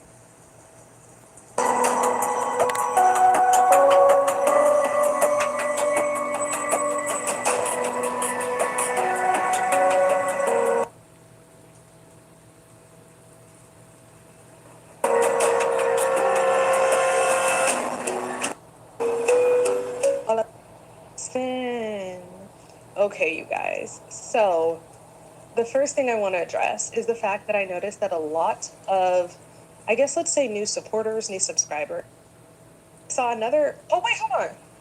Before I go there, just to further reiterate my point about race, he's an Afro-Latino. He is Dominican and Black. Oh my God, wow. Let's talk about someone else. Let's talk. Specific cases get specific attention, okay? Now, let's go back. No one chooses their race. No one chooses their race. Okay, y'all finna go to sleep. I'm not saying I don't know that it's this Cason's lady. fault that he's white, nor is it the victim's fault that he's Hispanic. What I am saying, though,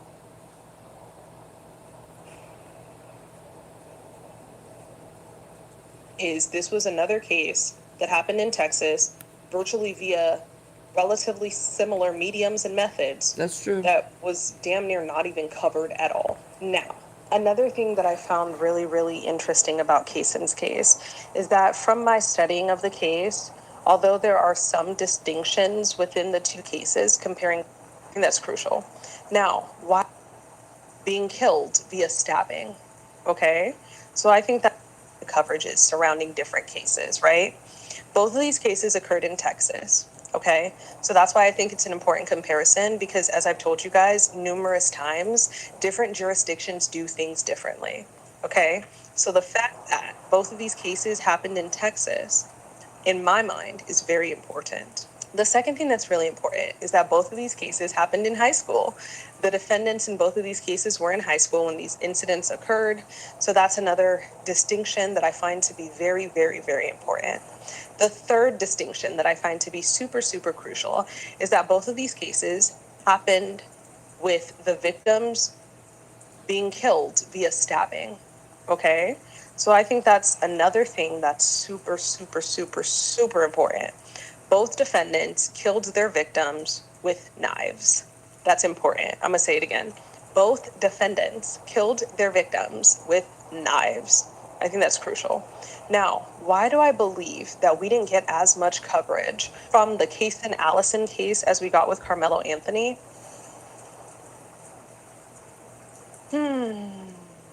Let's be honest. Kason Allison is a white boy, or white man now, because he's over the age of 18. And the victim in Kason Allison's case was a Hispanic boy, okay? I'm not saying that the media doesn't sensationalize cases where people are of different races, but I'm saying that this is a pretty good example in my mind of why a lot of people feel like specific cases get specific attention, okay? Now, let's go back. No one chooses their race. No one chooses their race. I'm not saying that it's Kason's fault that he's white, nor is it the victim's fault that he's Hispanic. What I am saying, though, is this was another case that happened in Texas, virtually via relatively similar mediums and methods, that was damn near not even covered at all. Now, another thing that I found really, really interesting about Kason's case is that from my studying of the case, although there are some distinctions within the two cases, comparing Karmelo's case to Kason's case, I think Kason's case was more aggravated. Honestly, I think the jury got it wrong. I'll be 1,000% honest with you. I think that Kason should be serving 99 years in that case, But alas, he's not. And let me just explain to you what happened in it, okay? So at the time, Kaysen Allison was an 18-year-old high school student at Belton High School. I believe he was a senior at the time. And he was engaged in a fight with another high school senior who was also 18 years old at the time, named Jose Ramirez. So they're engaged in an altercation. They're inside of the men's bathroom. And while inside of the men's bathroom, Kaysen stabbed Jose. He goes by Joe, so let's call him Joe. Kaysen stabbed Joe to death. That is what happened. I learned a little bit more about the case that intrigued me to want to talk to you guys about it a little bit further. But yeah, that's basically the gist of it. We are learning more about the Belton High School student who died after being stabbed at school, allegedly by another student. Belton police identified him as 18-year-old Jose Luis Ramirez Jr., a senior at the school. He died at Baylor Scott and White Medical Center tonight from his injuries. And 6 News anchor Bailey Bates has been following this devastating story today. She joins us live in studio now with more. Bailey? Leslie, Chris, it was a very somber day in the Belton community. Feelings of uneasiness, confusion, and sorrow took over after the stabbing at Belton High this morning. But tonight, not every parent is getting to hold their loved one. Hello, A Chris. scary situation at Belton High School Tuesday when the school was put on lockdown for a reported stabbing. I'm in shock because I have an older son that graduated from here in 2018, and it's always been a great school. I'm in shock. Pamela Owen rushed to pick up her 2 kids from school after getting a text she never expected. Got the text from my son saying they're barricaded in a room, but he's safe. So what does a mom do? We panic. Belton ISD opened Tiger Field as a reunification center with hundreds of parents and guardians waiting in line to get their loved ones. I've had the crazier situations at school. Emotions were high as unanswered questions loomed. They're all right. They're a little in shock. You know, I mean, we didn't expect something like this to happen. I mean, who does? Belton police say an altercation between 2 seniors happened in the men's restroom just before 10 a.m. And then 18-year-old Kaysen Tyler Allison allegedly stabbed 18-year-old Jose Joe Ramirez. Ramirez died at the hospital Tuesday afternoon from the violent act. You know how to make you crack a smile, know how to crack a joke, know how to make you laugh. Regardless of anything, he was always there for you.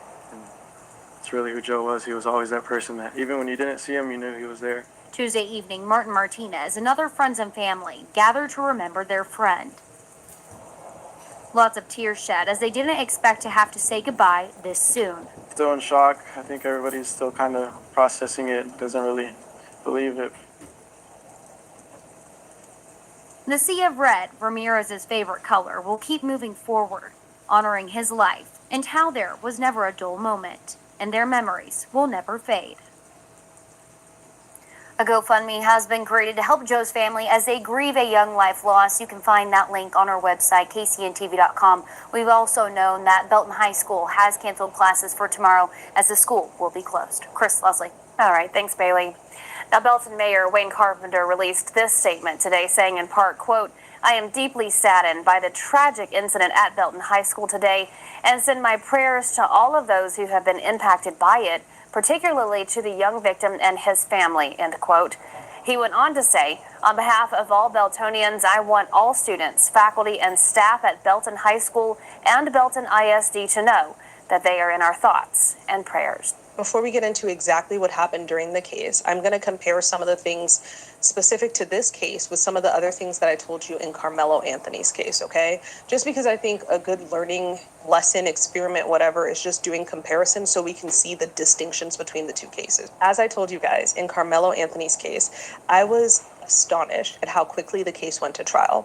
I remember for a fact that I said to you guys that with cases of that magnitude, you know, it's not uncommon to see multiple different continuances, and I was really surprised that that case went on the first trial setting, okay? So think about that. I said that, and if you want, go back and revisit the video where I said it to you in. Okay, so in Kaysen Allison's case, you guys, the date of offense was May 3rd of 2022, but his trial did not start until March 31st of 2025. That is almost 3 full years later.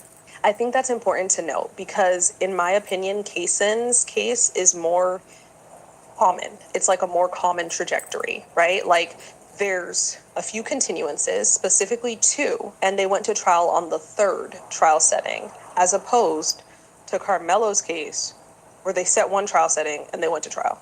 I thought that was odd, but here's the two differences so you guys can see and kind of compare and contrast exactly what I'm talking about, okay? Well, the trial of Kason Allison, the Belton High School student charged in the stabbing murder of his classmate, has been rescheduled. The trial was originally set for May 20th, but was delayed for parties to review potential evidence. 6 News anchor Bailey Bates is live in our studio tonight with the latest on this 2-year-old case. We won't know the outcome for a while now, Bailey. Yeah, Lindsay, we know in today's hearing the judge, the prosecutor, and the defense attorney agreed to start the trial on January 13th of next year. That's when a Bell County jury will decide the fate for Kason Allison. He's accused of stabbing and killing classmate Joe Ramirez in a Belton High bathroom on May 3rd, 2022.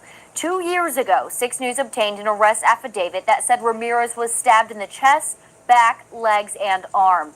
That affidavit also stated police obtained video that showed Allison stab Ramirez before the video abruptly comes to an end.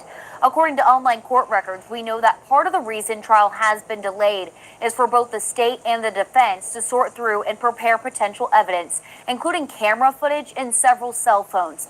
A spectator in the courtroom at today's hearing tells me Kason was present the first time in a while, and the defense attorney told the judge he had conflicts for much of the year, leaving the trial to not start until next year.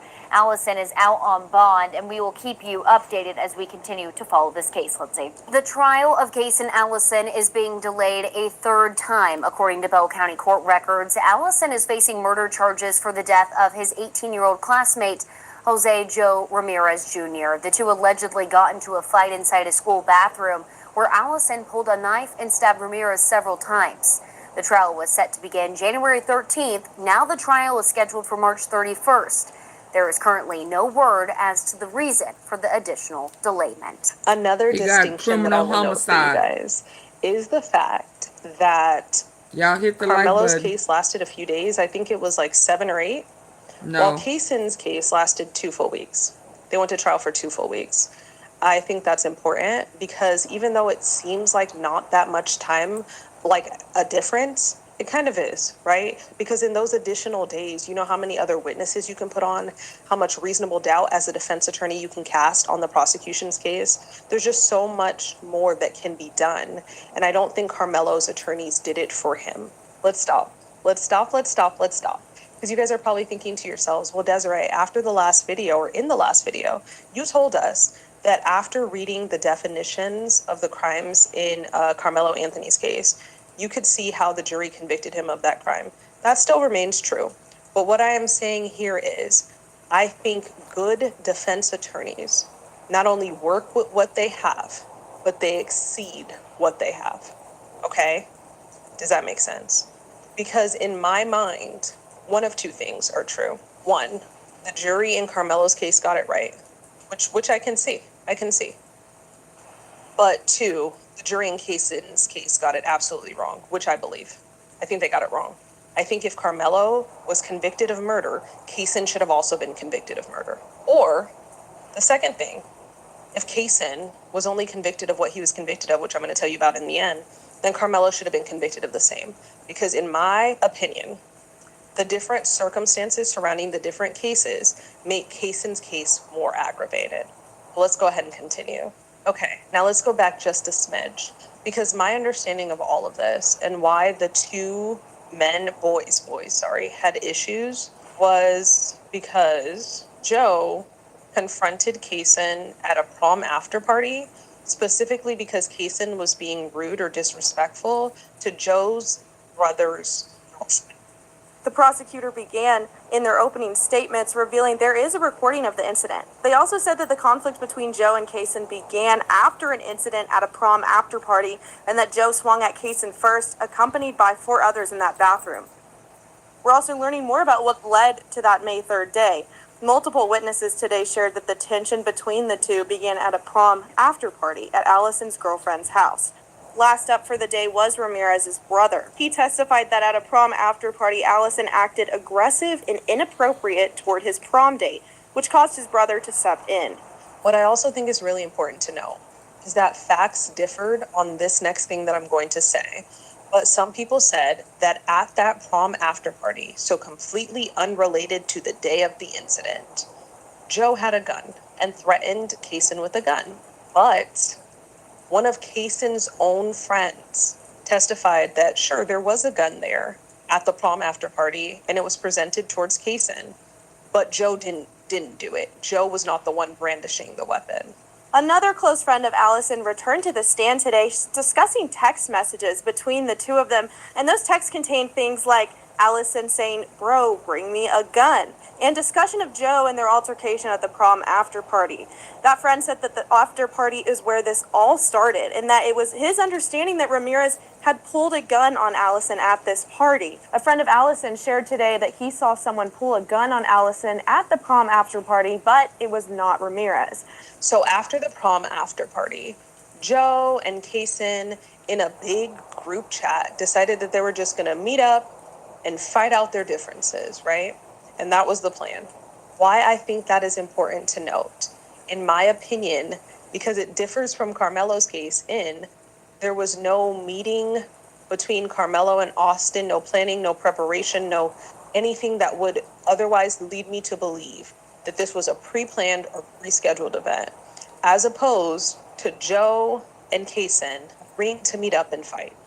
Afterward, a Snapchat group was created where Allison Hey, shared with Perp. Ramirez plans to fight in the woods of West Temple Park. Next was I a close guess y'all friend of could. Allison who was supposed to fight alongside Allison in the planned fight off campus. He said that that fight was supposed to occur around 5 p.m. that day and take place in a 3-on-3 format. Next, I'll note to you guys that during testimony, what I also think is really important to know is that facts differed. Okay, now let's go back just a smidge, because my understanding of all of this and why the two boys, had issues was because Joe confronted Kaysen at a prom after party, specifically because Kaysen was being rude or disrespectful to Joe's brother's girlfriend. The prosecutor began in their opening statements revealing there is a recording of the incident. They also said that the conflict between Joe and Kaysen began after an incident at a prom after party and that Joe swung at Kaysen first, accompanied by 4 others in that bathroom. We're also learning more about what led to that May 3rd day. Multiple witnesses today shared that the tension between the two began at a prom after party at Allison's girlfriend's house. Last up for the day was Ramirez's brother. He testified that at a prom after party, Allison acted aggressive and inappropriate toward his prom date, which caused his brother to step in. What I also think is really important to know is that facts differed on this next thing that I'm going to say. But some people said that at that prom after party, so completely unrelated to the day of the incident, Joe had a gun and threatened Kaysen with a gun. But one of Kaysen's own friends testified that sure, there was a gun there at the prom after party and it was presented towards Kaysen, but Joe didn't do it. Joe was not the one brandishing the weapon. Another close friend of Allison returned to the stand today discussing text messages between the two of them, and those texts contained things like Allison saying, "Bro, bring me a gun," and discussion of Joe and their altercation at the prom after party. That friend said that the after party is where this all started, and that it was his understanding that Ramirez had pulled a gun on Allison at this party. A friend of Allison shared today that he saw someone pull a gun on Allison at the prom after party, but it was not Ramirez. So after the prom after party, Joe and Kaysen in a big group chat decided that they were just gonna meet up and fight out their differences, right? That's premeditated. Why right. I think that is important to note, in my opinion, because it differs from Karmelo's case in Absolutely. there was no meeting between Karmelo and Austin, no planning, no preparation, no anything that would otherwise lead me to believe that this was a pre-planned or rescheduled event, as opposed to Joe and Kaysen agreeing to meet up and fight. Afterward, a Snapchat group was created where Allison shared with Ramirez plans to fight in the woods of West Temple Park. Next was a close friend of Allison who was supposed to fight alongside Allison in the planned fight off campus. He said that that fight was supposed to occur around 5 p.m. that day and take place in a 3-on-3 format. Next, I'll note to you guys that during testimony, one of Kaysen Allison's friends testified that he was aware that Kaysen had brought a knife to school on the morning of the incident, so the morning of May 3rd of 2022. He wasn't aware if he heard that information just from other people or if Kaysen told him that information as well. Last up for the day was a friend of Allison who shared that he had heard from others that Allison had brought a knife to school that day, but was unsure if Allison had told him this personally. Some reports also state that Joe Ramirez's ex-girlfriend, who also happened to be a friend of Kaysen Allison, testified that Kaysen had told her about some threats that he intended to be directed at Joe. Further, in Joe Ramirez's girlfriend's testimony, she said that Kaysen told her specifically that he wanted Joe on life support and he wanted to stomp Joe's head in. Next up was Ramirez's girlfriend, who said that Allison had told her personally that, quote, he wanted Joe on life support and wanted to stomp his head in. Here's where things got a little bit funny, right? Because as I said, defense attorneys are supposed to work with what they're given, right? And good defense attorneys will argue as much reasonable doubt as they humanly can possibly muster to argue, okay? And one of the arguments made by Kaysen's defense attorneys was that while they were in the restroom, Kaysen and Joe locked the restroom door to enclose both of them inside of the restroom. He didn't get charged with murder, y'all. But there was a detective who testified. Not first degree. Dude, the door lock wasn't even working when this happened, so that was literally impossible. Today, a Belton PD detective took the stand and showed evidence confirming that the lock on the bathroom door was not functioning from the inside. This comes after multiple claims from the defense that Ramirez had locked the door during the fight. A detective even testified that Kaysen told them that he took a knife from his stepdad's closet that morning, the morning of the incident, so May 3rd of 2022, because according to him, he knew that if he saw Josh and Joe, that it was going to be a fight. Now let's go back, because I haven't explained this to you, but Josh Rios is actually Joe Ramirez's brother. The investigation's primary detective, Gene Cole, testified next. Y'all, they didn't get charged with first-degree murder. He had taken the knife from his stepdad's closet that morning because he, quote, knew if he saw Josh and Joe in the bathroom, there was going to be a fight.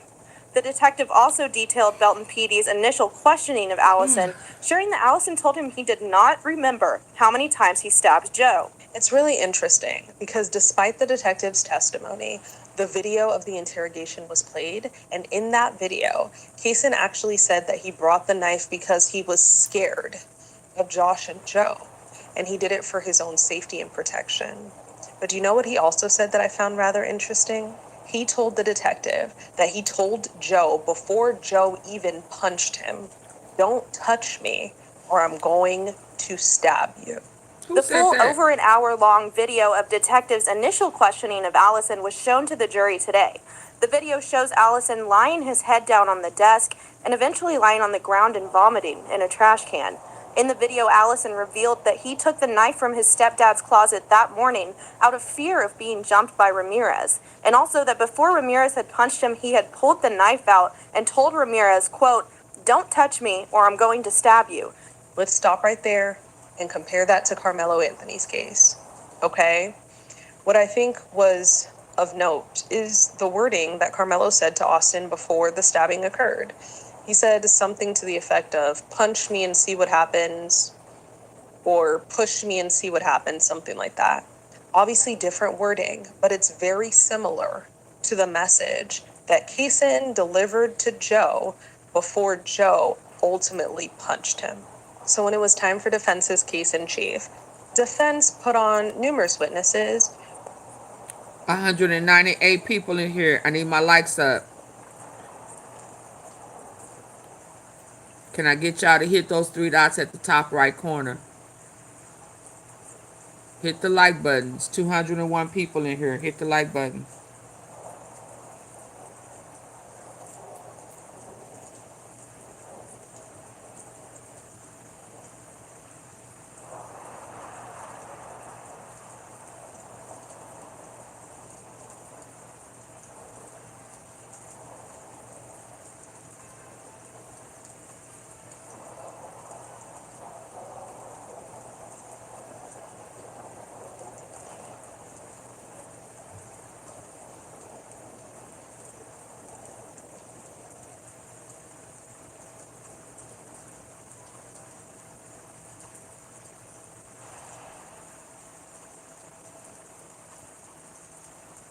Yeah, y'all can all leave until y'all get those numbers down. If you don't want to hit the like button, go ahead and leave. It's too late for that.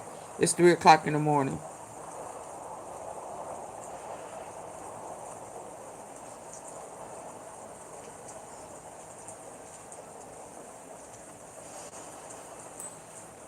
Lights up, please, so I can finish this and go to bed.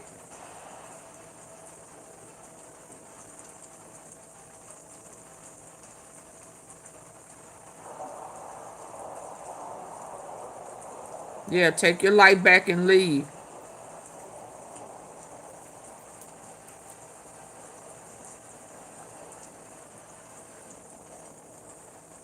But one of the witnesses was one of Kaysen's friends, who testified, yes, this was a pre-planned fight, but it was supposed to be 3-on-3. But that ultimately didn't come to fruition. You know what defense also did that I'm wondering how the court allowed was they were able to get someone to testify that Joe Ramirez had actually jumped this specific person in the past. After that, a person testified that they had been jumped by Ramirez in the past. And the reason I'm telling you, like, why the judge would even allow that is because I'm wondering why it's relevant. I guess to the self-defense portion of, like, who was the initial aggressor or whatever, or the fear that Kaysen had or whatever. But in my mind, Joe Ramirez pushing someone else is not really relevant to this pre-planned fight that was supposed to be 3-on-3. Whatever, let's carry on. It's also my understanding that during defense's case in chief, they recalled Josh Rios so they can call him out on some inconsistencies that he made. When Rios returned to the stand, the defense listed things that he failed to tell law enforcement the first time. Rios said that he was going through a lot of emotions when he was questioned by Spurgeon at the hospital and said his brother's life was the main thing on his mind at the time. You know what else I thought was really fascinating? Was the fact that there was testimony that was allowed about the fact that Joe Ramirez was arrested at 18 years old for assault and his victim was 17. Because I'm trying to figure out why that's even relevant again. Let's carry on. Today we learned Joe Ramirez had been previously arrested for assault when he was 18 and the victim was 17. So at the conclusion of trial, and ultimately, the jury rejected murder and they rejected manslaughter and they convicted Kaysen Allison of criminally negligent homicide. Let me explain to you guys what that means. Under Texas Penal Code Section 1905, a person commits an offense of criminally negligent homicide if he causes the death of an individual by criminal negligence. Under Texas Penal Code Section 6.03, subsection D, a person acts with criminal negligence or is criminally negligent with respect to circumstances surrounding his conduct or the result of his conduct when he ought to be aware of a substantial and unjustifiable risk that the circumstances exist or the result will occur. The risk must be of such a nature and degree that the failure to perceive it constitutes a gross deviation from the standard of care that an ordinary person would exercise under all the circumstances as viewed from the actor's standpoint. So normally, under Texas law, criminally negligent homicide is punishable by a range of 6 months to 2 years. That seems rather low, doesn't it? Okay, well, the prosecution here moved to amend and added a deadly weapon sentencing enhancer, which increased the range that Kaysen was facing to up to 10 years. So 10 years was the maximum. And ultimately, the court did accept the enhancement and sentenced Kaysen to 10 years. After more than 2 weeks of trial, today a jury found former Belton High student Kaysen Allison guilty of criminally negligent homicide. It's the least severe charge he faced, as the jury found him not guilty of murder and manslaughter. We now But go to Karmelo 6 News got reporter 35 Sydney Walker years. live at the Bell County Justice Complex. Sydney, how was it They today? had a whole The jury finally came back with their verdict today at about 10:45 a.m. This comes after they heard from over 20 witnesses, viewed, heard, saw all of the above, all sorts of evidence that led them to believe that Kaysen Allison had acted criminally negligent, resulting in the death of Joe Ramirez almost 3 years ago today in that Belton High bathroom. Based on the verdict, the 12 members of the jury believed that the state proved beyond a reasonable doubt that Allison had acted criminally negligent, resulting in the death of Joe Ramirez. after Allison was found guilty, his defense attorney, Zach Boyd, asked the judge if Allison's ankle monitor could be removed. The state objected to this and asked Faulkner to find his bond insufficient. The judge denied both of these requests. Allison faces anywhere from 6 months to 2 years in prison, but we will have to wait until June 16th for that sentencing. Payson Allison has been sentenced to 10 years in prison for the death of a fellow student in 2022. Allison was convicted in April of stabbing and killing.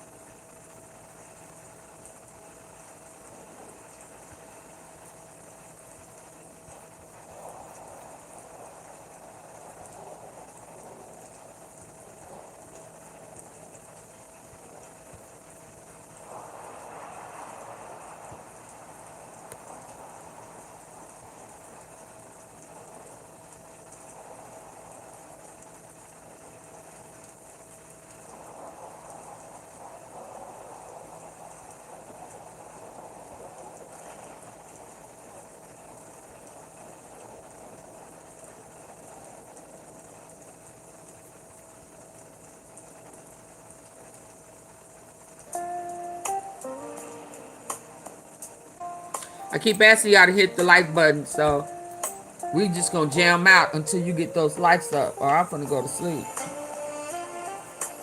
I don't want to play with y'all no more. Y'all disrespectful.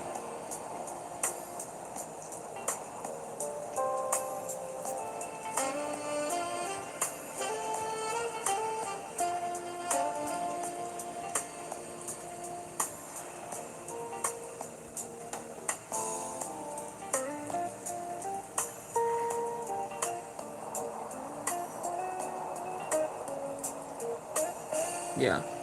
Bye-bye. Hit the like button, or bye-bye. If you can't hit the like button, get your ass on up out of here.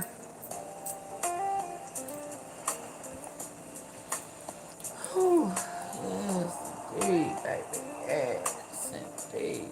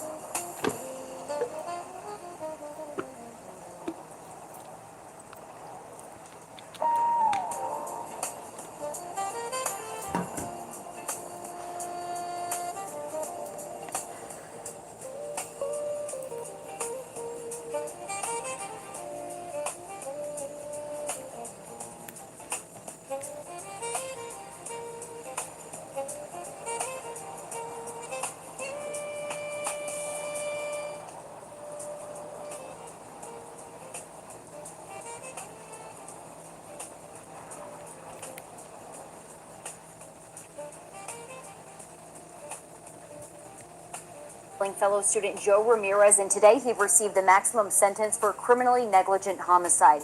6 News reporter Sydney Walker has been in the courtroom since day one and has more on today's sentencing. After nearly 3 years of awaiting trial, 2 weeks of testimony, a sequestered jury, and a deadly weapon enhancement, Case and Allison will spend the next decade behind bars. Allison was sentenced to confinement in an institutional division for 10 years. This came after 9 witnesses testified this morning, including the mothers of both victims, Allison's therapist, and sentencing. Case and Allison has been sentenced to 10 years in prison for the death of a fellow student in 2022. Allison was convicted in April of stabbing and killing fellow student Joe Ramirez, and today he received the maximum sentence for criminally negligent homicide. 6 News reporter Sydney Walker has been in the courtroom since day one and has more on today's sentencing. After nearly 3 years of awaiting trial, 2 weeks of testimony, a sequestered jury, and a deadly weapon enhancement, Case and Allison will spend the next decade behind bars. Allison was sentenced to confinement in an institutional division for 10 years. This came after 9 witnesses testified this morning, including the mothers of both victims, Allison's therapist, and former Belton ISD employees. All 3 school employees shared trauma from the event, bringing up a lack of sleep and increased anxiety on campus, with one citing the stabbing as her reason for retirement. Ramirez's aunt and sister both made it clear that they did not agree with the jury's verdict and don't think they received justice. Joe's mom tearfully defended her son on the stand, saying she would absolutely not forgive Allison and that she has left it in, quote, God's hands for his vengeance. The defense called Allison's parents and counselor, all who pointed out growth in Allison and an overall remorse for his actions. In closing arguments, the defense argued that sending Allison to prison would be, quote, a death sentence. Meanwhile, the prosecution argued that 10 years is a just sentence and that at the end of the day, Ramirez's death was entirely avoidable. In the end, Faulkner sided with the prosecution, causing Joe's family to erupt in cheers following the reading of the sentencing. Allison has already been booked into the Bell County Jail and will begin his 10-year sentence today. I wanted to talk to you guys about this case because, in my opinion, this case and the Karmelo Anthony case are relatively similar. I think the biggest differences between this case and the Karmelo Anthony case are the fact that, in my opinion, Kaysen's case is a lot more aggravated. Right. Not only did Kaysen pre-plan this fight, Kaysen had been making threats to numerous acquaintances about how he wanted to stomp Joe's head in and have Joe on life support. Kaysen had told the detective that the morning of the fight, he grabbed the knife from his stepdad's closet, anticipating that he would have to stab Joe in a fight. Okay? And despite all of that, the jury rejected the contention that this was murder or even manslaughter and only convicted him of criminally negligent homicide. I think it holds true that I can foresee how the jury convicted Karmelo of murder based on the definition that we read, okay? So that opinion of mine does not change.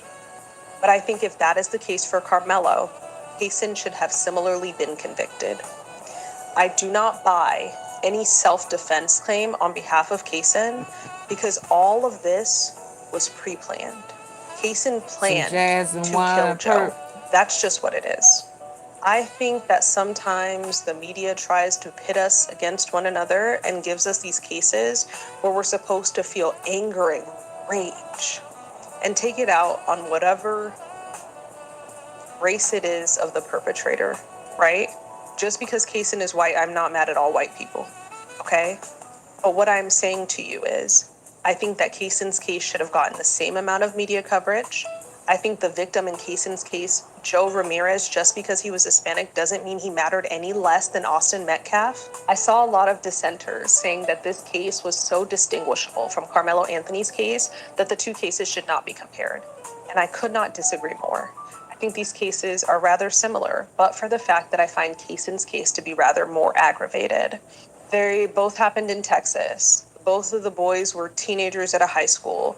The stabbings happened at a high school. The fact that they were stabbings, all of this was the same. I don't see anyone questioning why Kaysen had a knife in that event the same way they're questioning why Karmelo had a knife. Let's be clear. Having a knife on the school campus was wrong. I don't see why it was there. But why is the question not the same for Kaysen? Let's be honest. I wanted to share my opinions on this case with you guys because it is my opinion that if Karmelo got convicted of murder, Kaysen should have also similarly been convicted. It's also my opinion that because Kaysen's case was more aggravated, in my mind, Kaysen should be serving 99 years. I think if we're comparing and contrasting the Karmelo Anthony case to the Kaysen Allison case, it is unfair that Karmelo got sentenced to 35 years. I don't think that's fair. Some might even argue that the conviction is overall unfair if Kaysen got convicted for criminally negligent homicide and not murder, right? So I just feel like we can't have it both ways. That is why I wanted to bring this case to your attention, because I just want to show you guys the differences amongst two relatively similar cases. But that is it for this video. Before I let you guys go, I just want to talk to you guys about some other things that I'm remembering, like in the comment section that you guys were talking about. A lot of you guys don't like the fact that I smile a lot, which is weird. Like, tomate un vasito de agua, cálmate, cálmate, relájate, mija. Like, it's just weird. Like, you don't like happy people. But the reason I smile so much, you guys, is because when you deal with stuff as tough as I deal with on a daily basis, if I don't smile and laugh and joke and play and be lighthearted, I'm going to lose my mind. Okay? So it's no offense to anyone involved. Hopefully you don't take offense to it, but if you do, this is probably just not the channel for you. Okay? Second, I also wanted to share with you guys. Do I want to share this with you guys? No, I might just keep that one to myself. But please like, comment, share, and subscribe. Tell me your thoughts on this case. And if you have a disagreement with me, feel free to... Okay, y'all. Good night. I gotta go to sleep. Thank y'all for hanging in there with me. I hope y'all enjoyed it. Free Karmelo with the quickness. They mad, y'all. They mad. They mad that it's gonna get turned around. Have a good night.